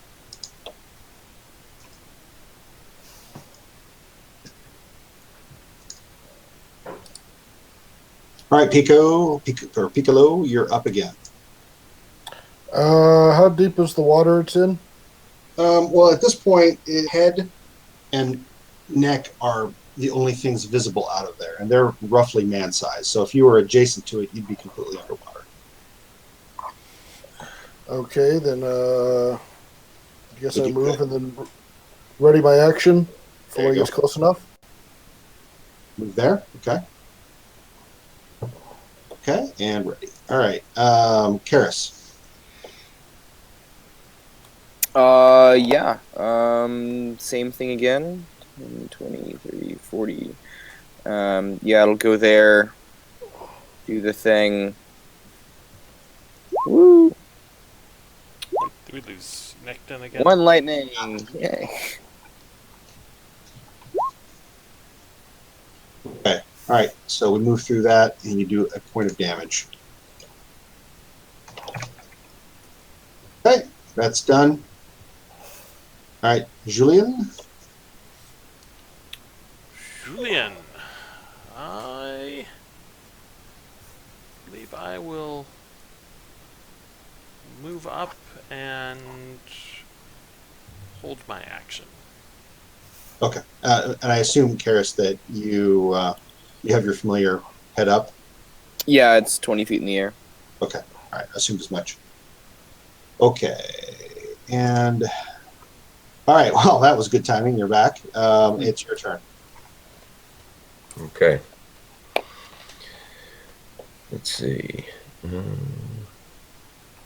They're all still in The water where it's lighter colored would be considered rough terrain, but you could still fight normally in it. So you could get kind of right where that, right there, underneath Okay. the owl, and you could still fight. All right. You wade into the water and go after it.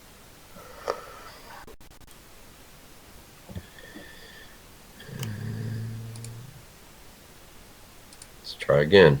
That's a hit. Okay.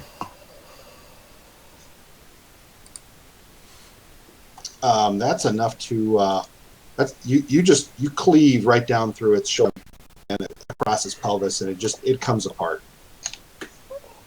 Nice. Okay. Okay. All right, this one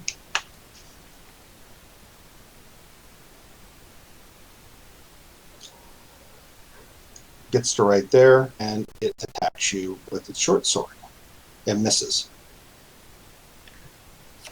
Okay, Valstone. 10, 20, 30. And I will swing.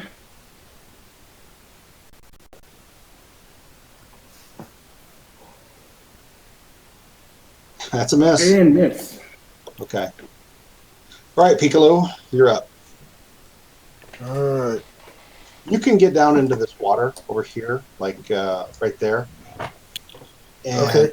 you'd on the attacks, but you could get them both. Okay. I'll give it a shot. Okay. You're literally pushing water when you're like trying to punch.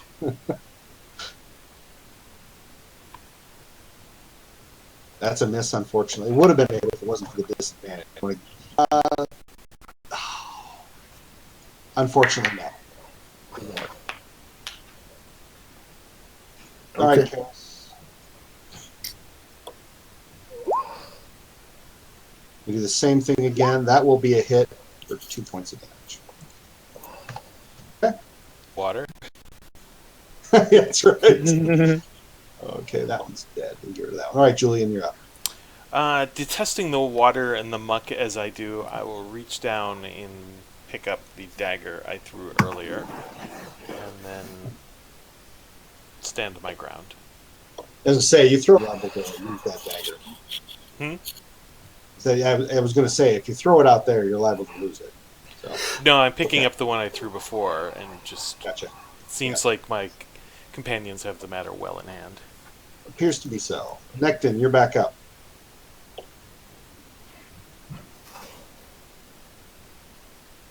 You there, Nate? Looks like he stepped away for a minute. Oh, Here he there he comes. is. Darn it. It's your turn. Sorry. No worries. Sorry. You're Hey. up now. Fast. These rounds are going fast. That's good, isn't it? That is good. That is very good. That's another hit. All right. You found your stride. Not enough to quite take it out, though. You do quite a bit of damage to it. It looks like it reels back, but it actually attacks. Okay. It does hit, and you take another 5.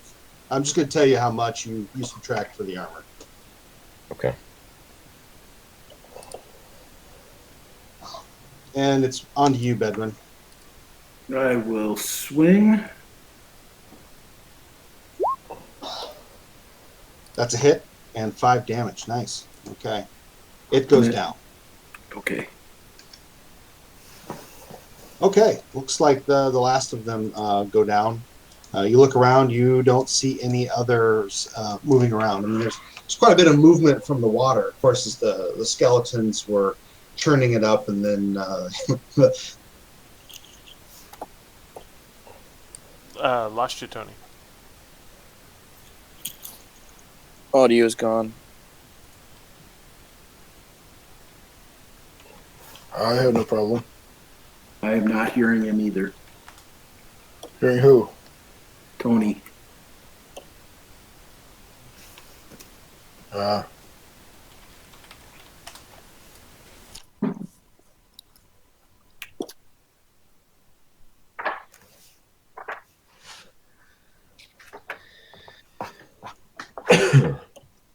Sorry, he's Italian. I figured he was moving his hands so I could hear him.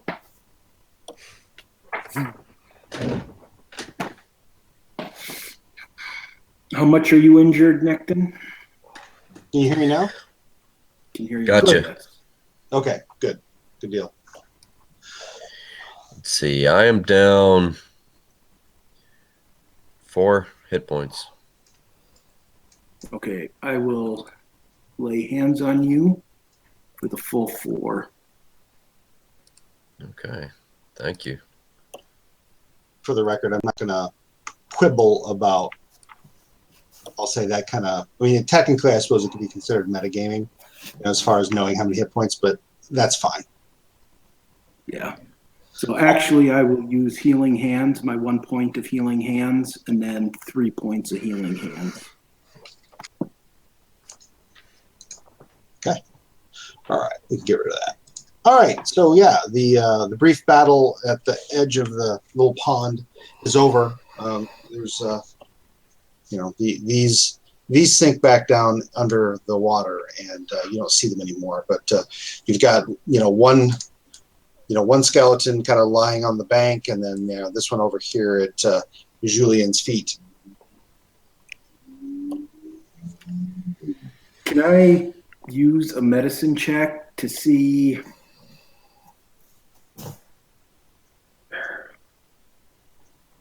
Well, I was trying to think if there's a way I can tell, like if this is a skeleton from long ago, or if these are. Yeah, a medicine check would give you a rough idea of the age of the bones. Absolutely. Okay.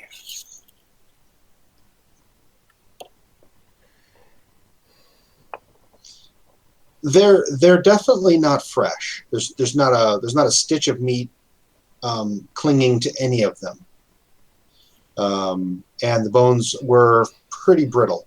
When you look at inside, the marrow is dry. All right. Are all of them carrying short swords? Yeah. Yep. You looking to recover any? No, Yeah, not right now. they're a little rusty. Okay. So should we go into the prison? Should we look into this outhouse here, this secondary building here? Let's do it. Can I tell anything? Can I, inspecting these bodies, tell anything about how he's?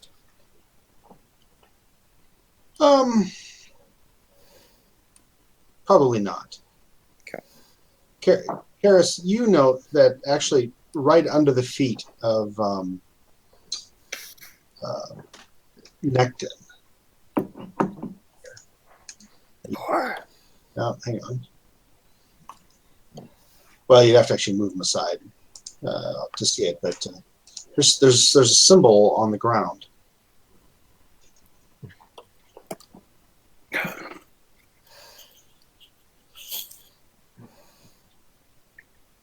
Yeah, is it one that I recognize? Make an Arcana check.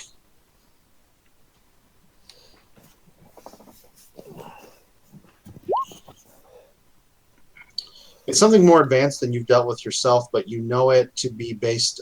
It's some form of abjuration, with maybe necromancy woven into it as well. Okay. Does it seem to still be active? It's fading out. I mean, it's the physical inscription in the ground itself. There, I mean, you had to kind of move aside some of the weeds and tall grasses to really see it well.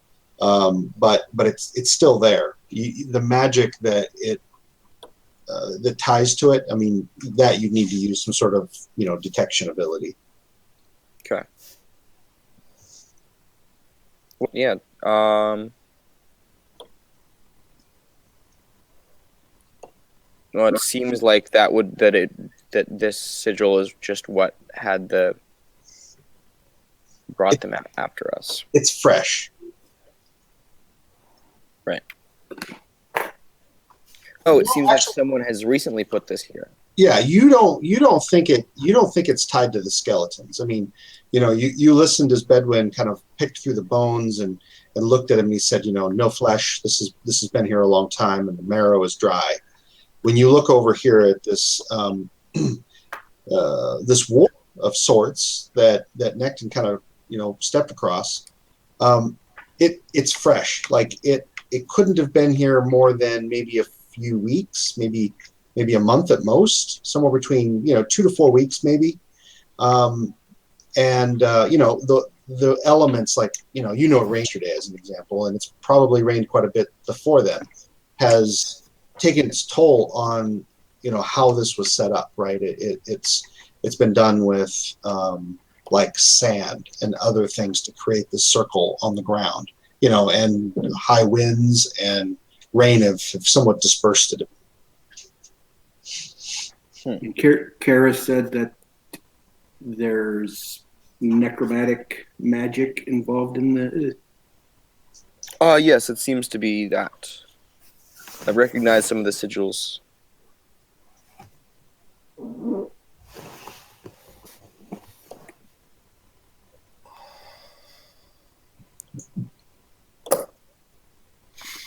Okay. Just so you know, guys, and we haven't really taken any breaks here, but probably about 20 minutes we'll stop. Okay.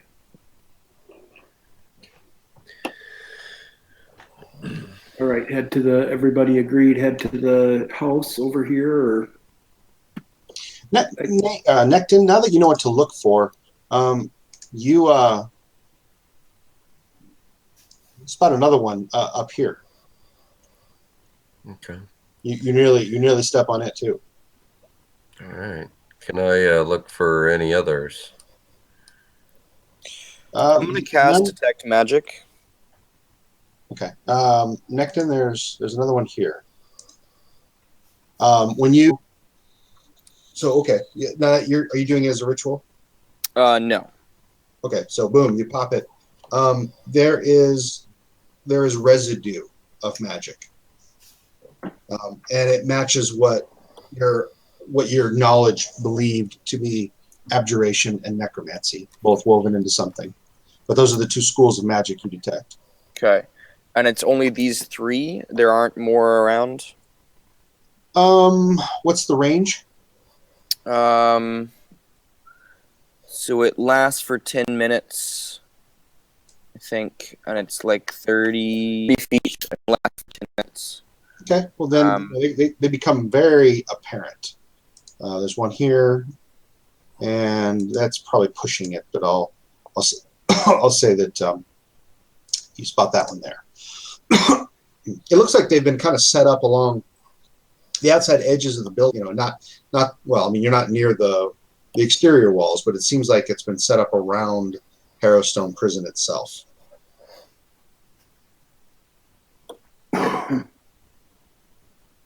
Okay.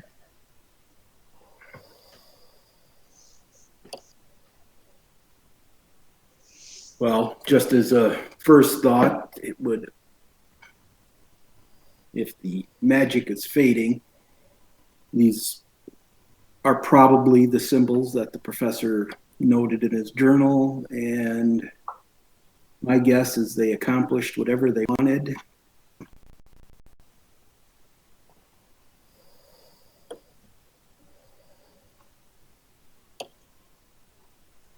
But who knows what evil forces they awoke inside the prison.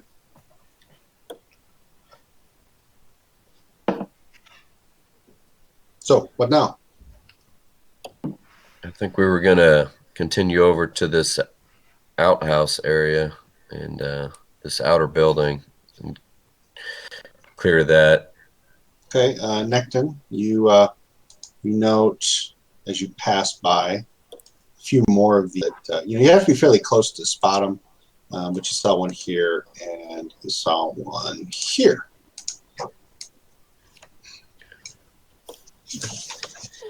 Ask Karis if we broke these symbols up, would that help our cause any, or is that not something? Do I know anything about that? Is there a way to break the spells? You think that their purpose has been completed, and that there's just the footprints, as it were, that are left behind, and that's it. Okay. Okay, so you're really close to the front door, or I should say the facade of sort.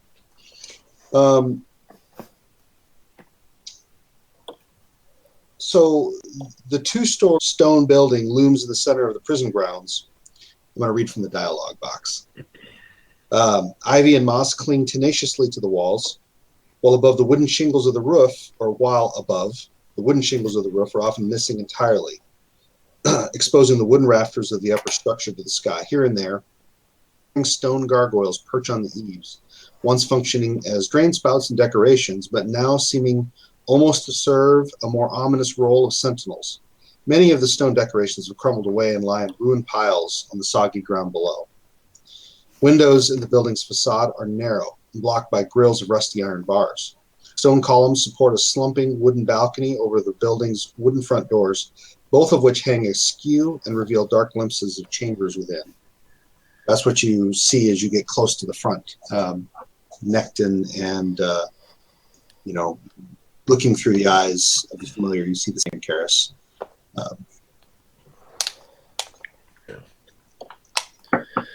There's a small building nearby here.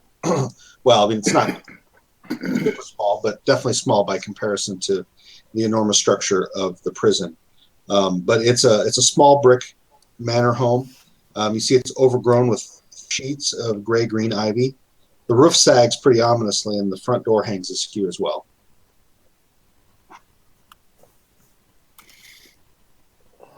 Okay. Is the front door on this side?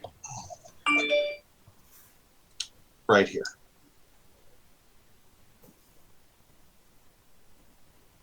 Okay.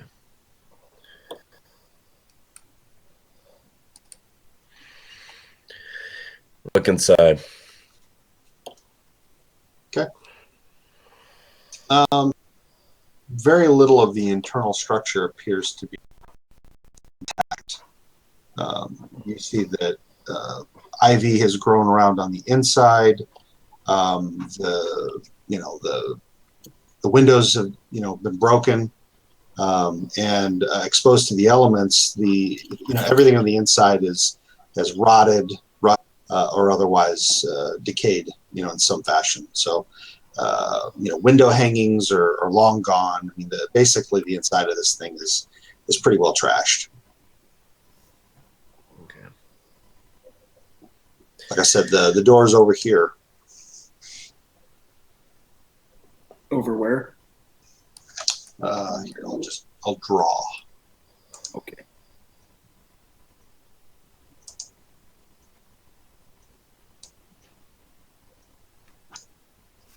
Yeah. Okay. Okay. Yeah, the door hangs askew. Okay.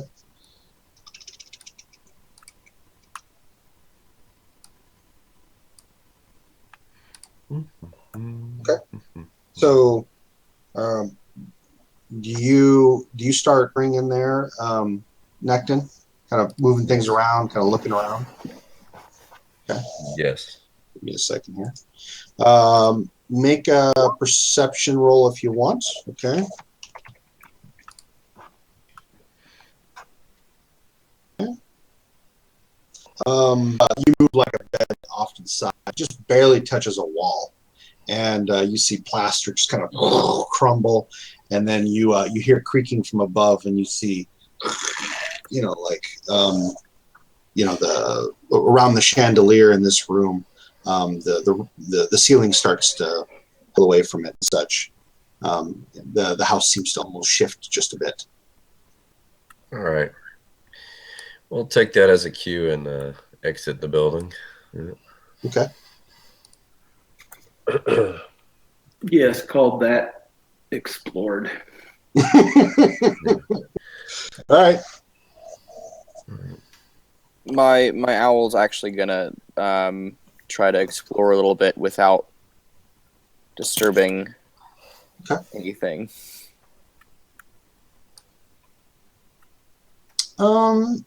Without being able to turn stuff over, you fly through every room without alighting on anything, so it doesn't, no weight shifts or anything. But you don't spot anything noteworthy inside the building. Okay.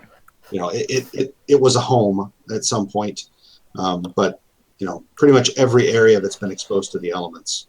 In fact, as the bird flies through a few rooms, you see that the ceiling is collapsed in some of the rooms entirely, and a quick peek through the rafters tells you that they are just absolutely rotten. Okay.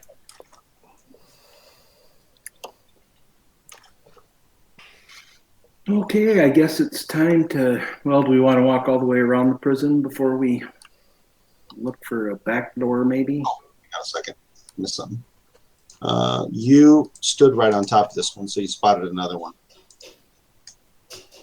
Okay. And actually, now you're adjacent.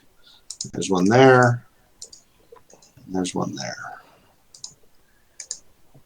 Oh, there's another one. I'll go ahead and just basically what it looks like is that the entire place has these runes all the way around it from the looks of it.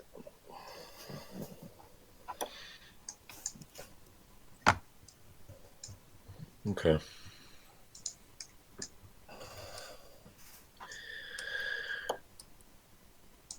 Well, guys, do you want to?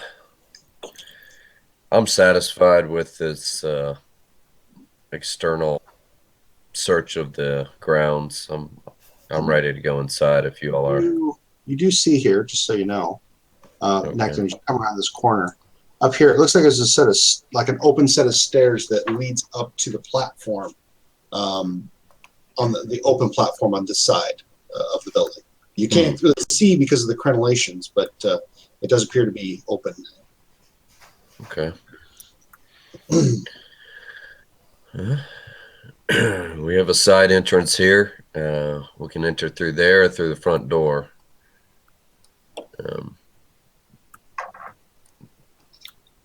I'd say maybe go through the side door. Right, especially if that goes up a level. That way we could start at the top level maybe and work Clear the down. way down. Yeah. And, if they've put all kinds of things around that outside of the building, then that there might be some traps laid at the more obvious entrances. So, what are you guys going to do? You're going to head up those open set of stairs up to the next level. Is that your plan? Mm-hmm.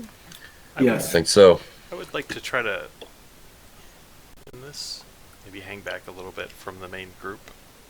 Yeah, hang back. Okay. All right. You want to make that roll?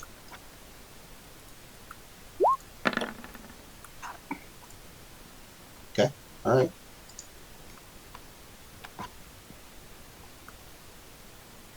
I will attempt to stomp stealthily as well. Stop. I think you're at disadvantage in heavy armor. You can give it a shot if you like. Yeah.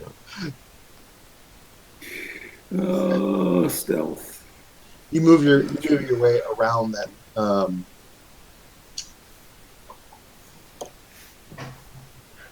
Well,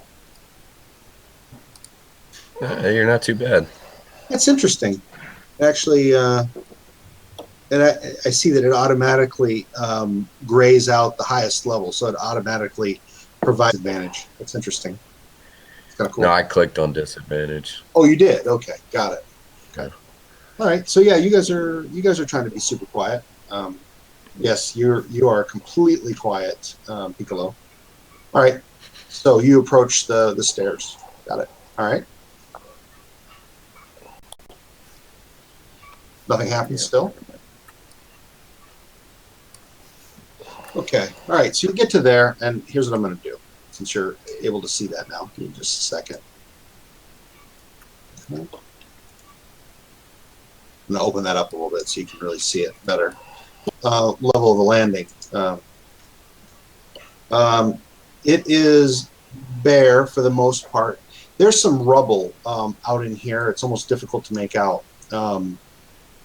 Eventually, you believe you see some what may have been like the remnants of like an old set of stocks, Necton. There's a door right over here, and it looks like it's stout wood, heavily banded with iron. The only other thing of notice up here is down over here, there is what looks like a long farm implement with a couple of like skeletal arms still attached to it.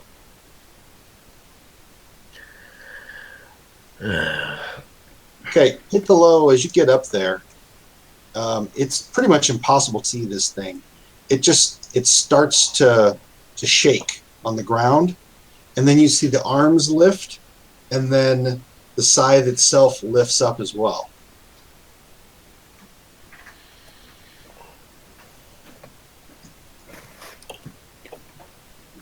swell. Okay, actually, move yourself back. Unfortunately, you're going to have to Start with initiative. Yeah.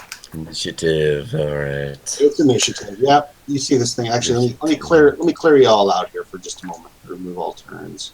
Clear. Okay. Now fresh initiative, please. I got some decent rolls this time.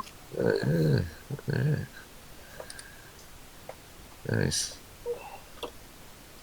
Okay. And Oh, terrible.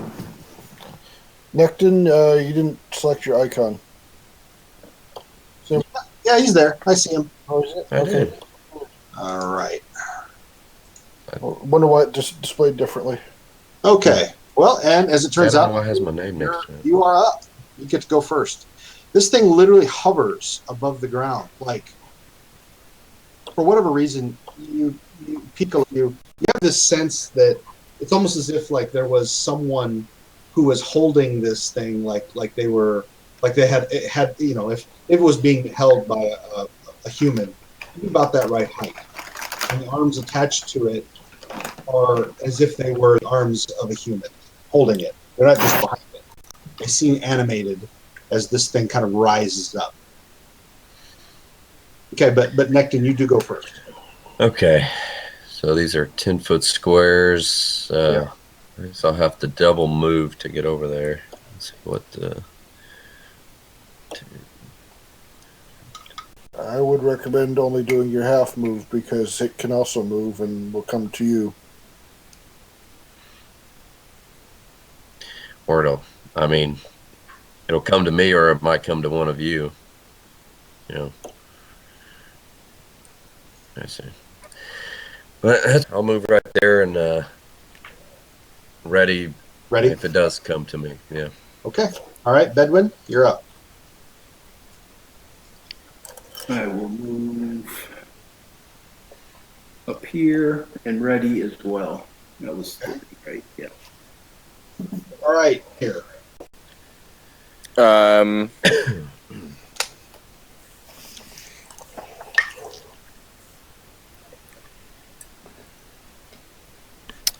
The familiar is just gonna hang back for the moment.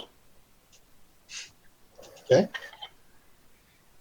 Julien, you're up. Man, you guys got some hellish initiative rolls this time. Julien will come and post himself behind his dear friend Sir Bedwin and hold any other action.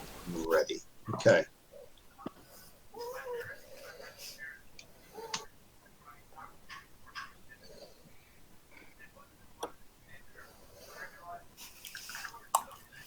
Floats in close and stops right there.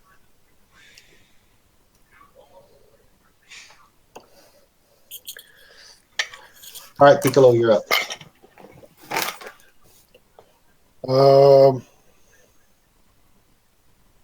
It just so you know, the arms have swiveled and it's kind of back. It's not presented like forward. It's like back, like it's about to sweep.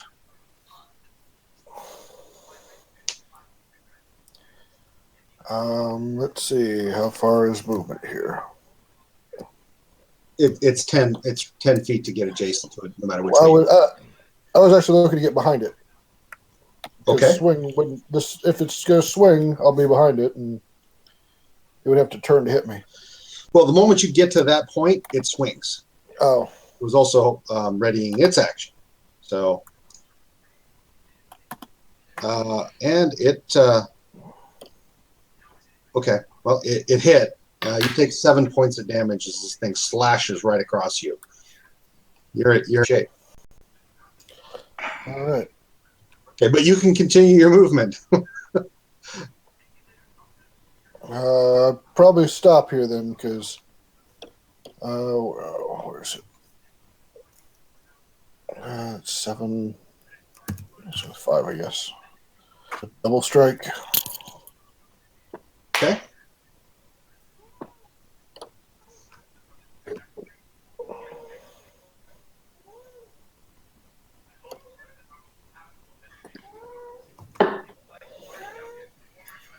That's a critical. Nice. Resolve the damage on that one. We'll get that taken care of. 9 points. Do your hang on, I need to look at something really quickly here. I don't think my hands count as magical weapons yet. Well, okay. Well, that's. I think you're right. Okay. I don't think you have that yet. So, okay.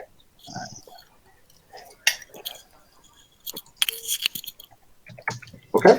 And okay, Harris, you're up. I get my second hit. Oh, you do. I'm sorry. You're absolutely right. I missed that. Go ahead. We'll resolve this little fight and then we'll probably call it a night, guys.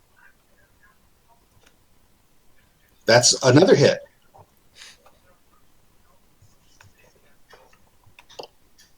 Okay. All right. Got it. All right. And now it's your turn, Karis.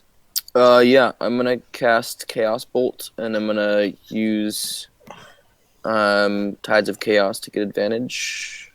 Okay.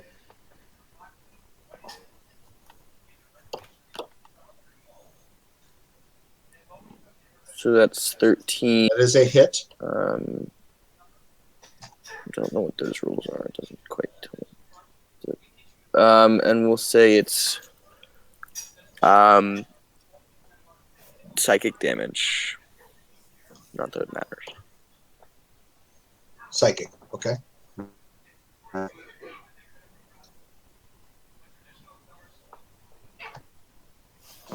Okay. You definitely do some damage to it. As like a ripple through the air kind of comes from your hands and kind of makes the air around this thing kind of warp for a moment, staggers backwards, but continues and doesn't seem to droop or anything. It's still kind of hovering there. You want to make that roll? I just did. Oh, yeah, okay. Yeah, I missed that. Sorry. Okay. And let's see. So the order. All right, Necton, you're up. All right. Well, I'm going to close with it and attack it. And That's not going to hit. That's not going to hit. well, that's all I got. And you have got some seriously terrible rolls. All right. All right, I Bedwin. did pretty good for initiative. It didn't help me, though. How injured does the monk look? The halfling? Yeah. He does. He looks pretty tore up. Okay. Did you take all 8 points I had, Piccolo? No, I could use 7, but yeah. All right. I'll use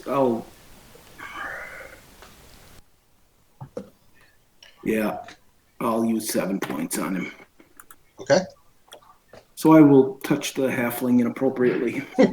You slap him on the ass, send him back into combat. Get in there!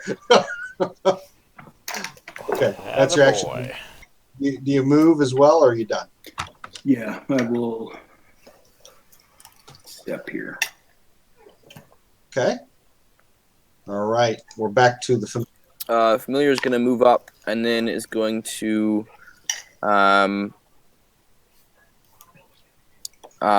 use the help action for Julian's attack, and then we'll move back. Okay, what do you plan to do, Julian? Remind me, can I move here without triggering an opportunity attack, or must I move here? No, you may. As long as you don't disengage or you can move around it as you like. That's what I thought. All right, I will take this opportunity then, and then I will take a probing attack with the rapier. Okay, about that time, the owl swoops in and starts, just kind of dancing around this thing, trying to distract it. Remind me with a help action, I give him advantage on the attack. Yeah.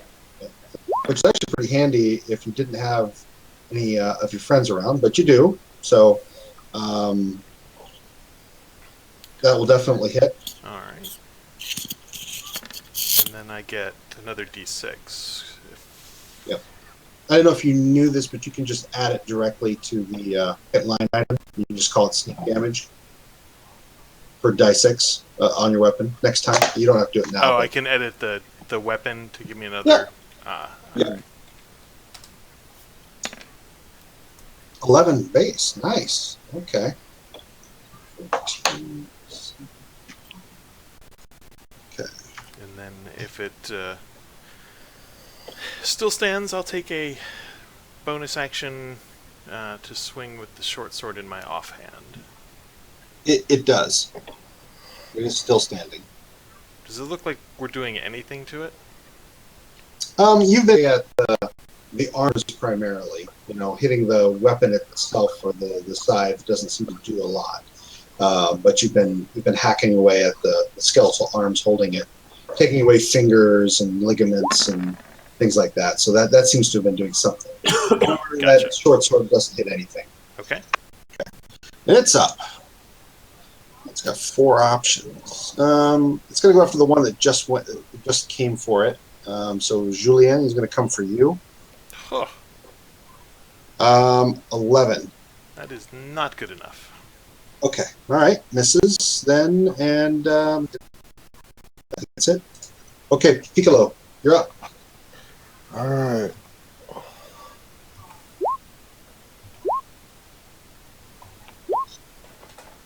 Hang on. I don't know if 13 hits or not. 1 hits, though the first one you do 5, and it clatters to the ground and appears to become just a scythe again. The skeletal arms relax their grip upon the scythe. You're how long does detect magic last? Is it 10 minutes. The scythe is magical.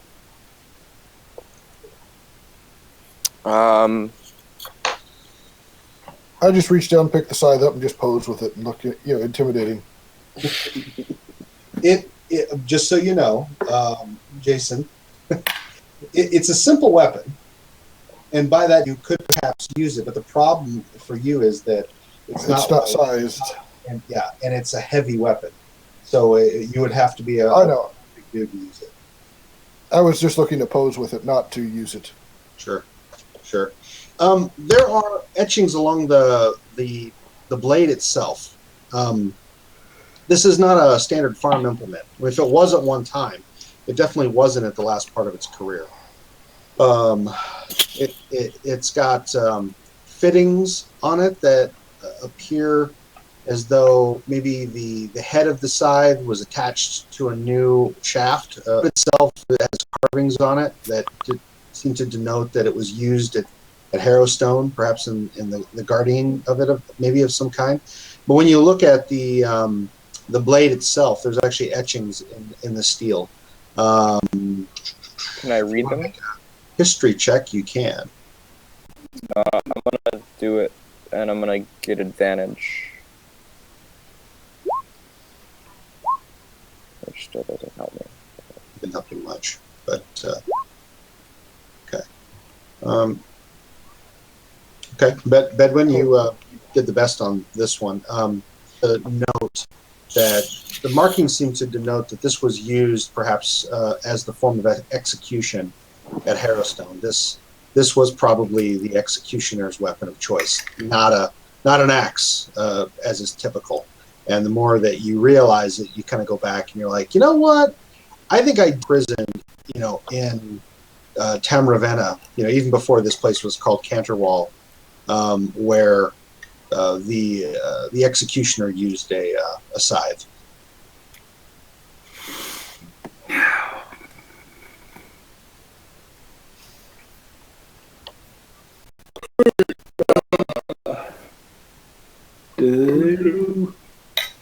Yeah, so we'll go ahead and stop here for tonight.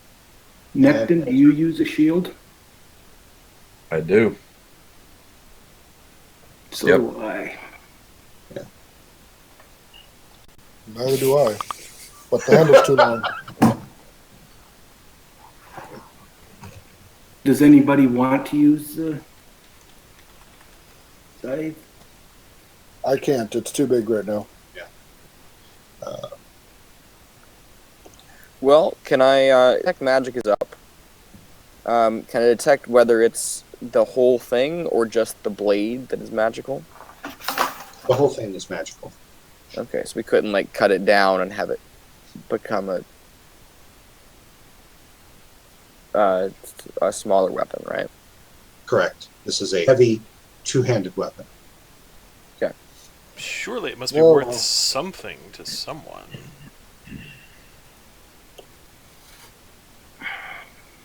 Well, yeah, and apparently it was worth enough that they held on to it even while they were dead. Indeed. All right, I'm gonna go to bed. All right, guys. Next week, I have a appointment at the neurologist at 4 my time, and we start playing at 5 my time. I might be a little late. Okay. Well, we'll probably get started at the normal time and jump in when you're ready. Unfortunately, I won't be there either. Well, I won't be there. That's right. So Nate, you're out for, I think it's until the 30th, right? So we'll probably miss out on the next 4 games or so. I'll probably just run your EC until then. Okay. Okay. See y'all. All right, guys. All We'll right. catch you next Monday. See you Monday. All right. Bye. Thank you.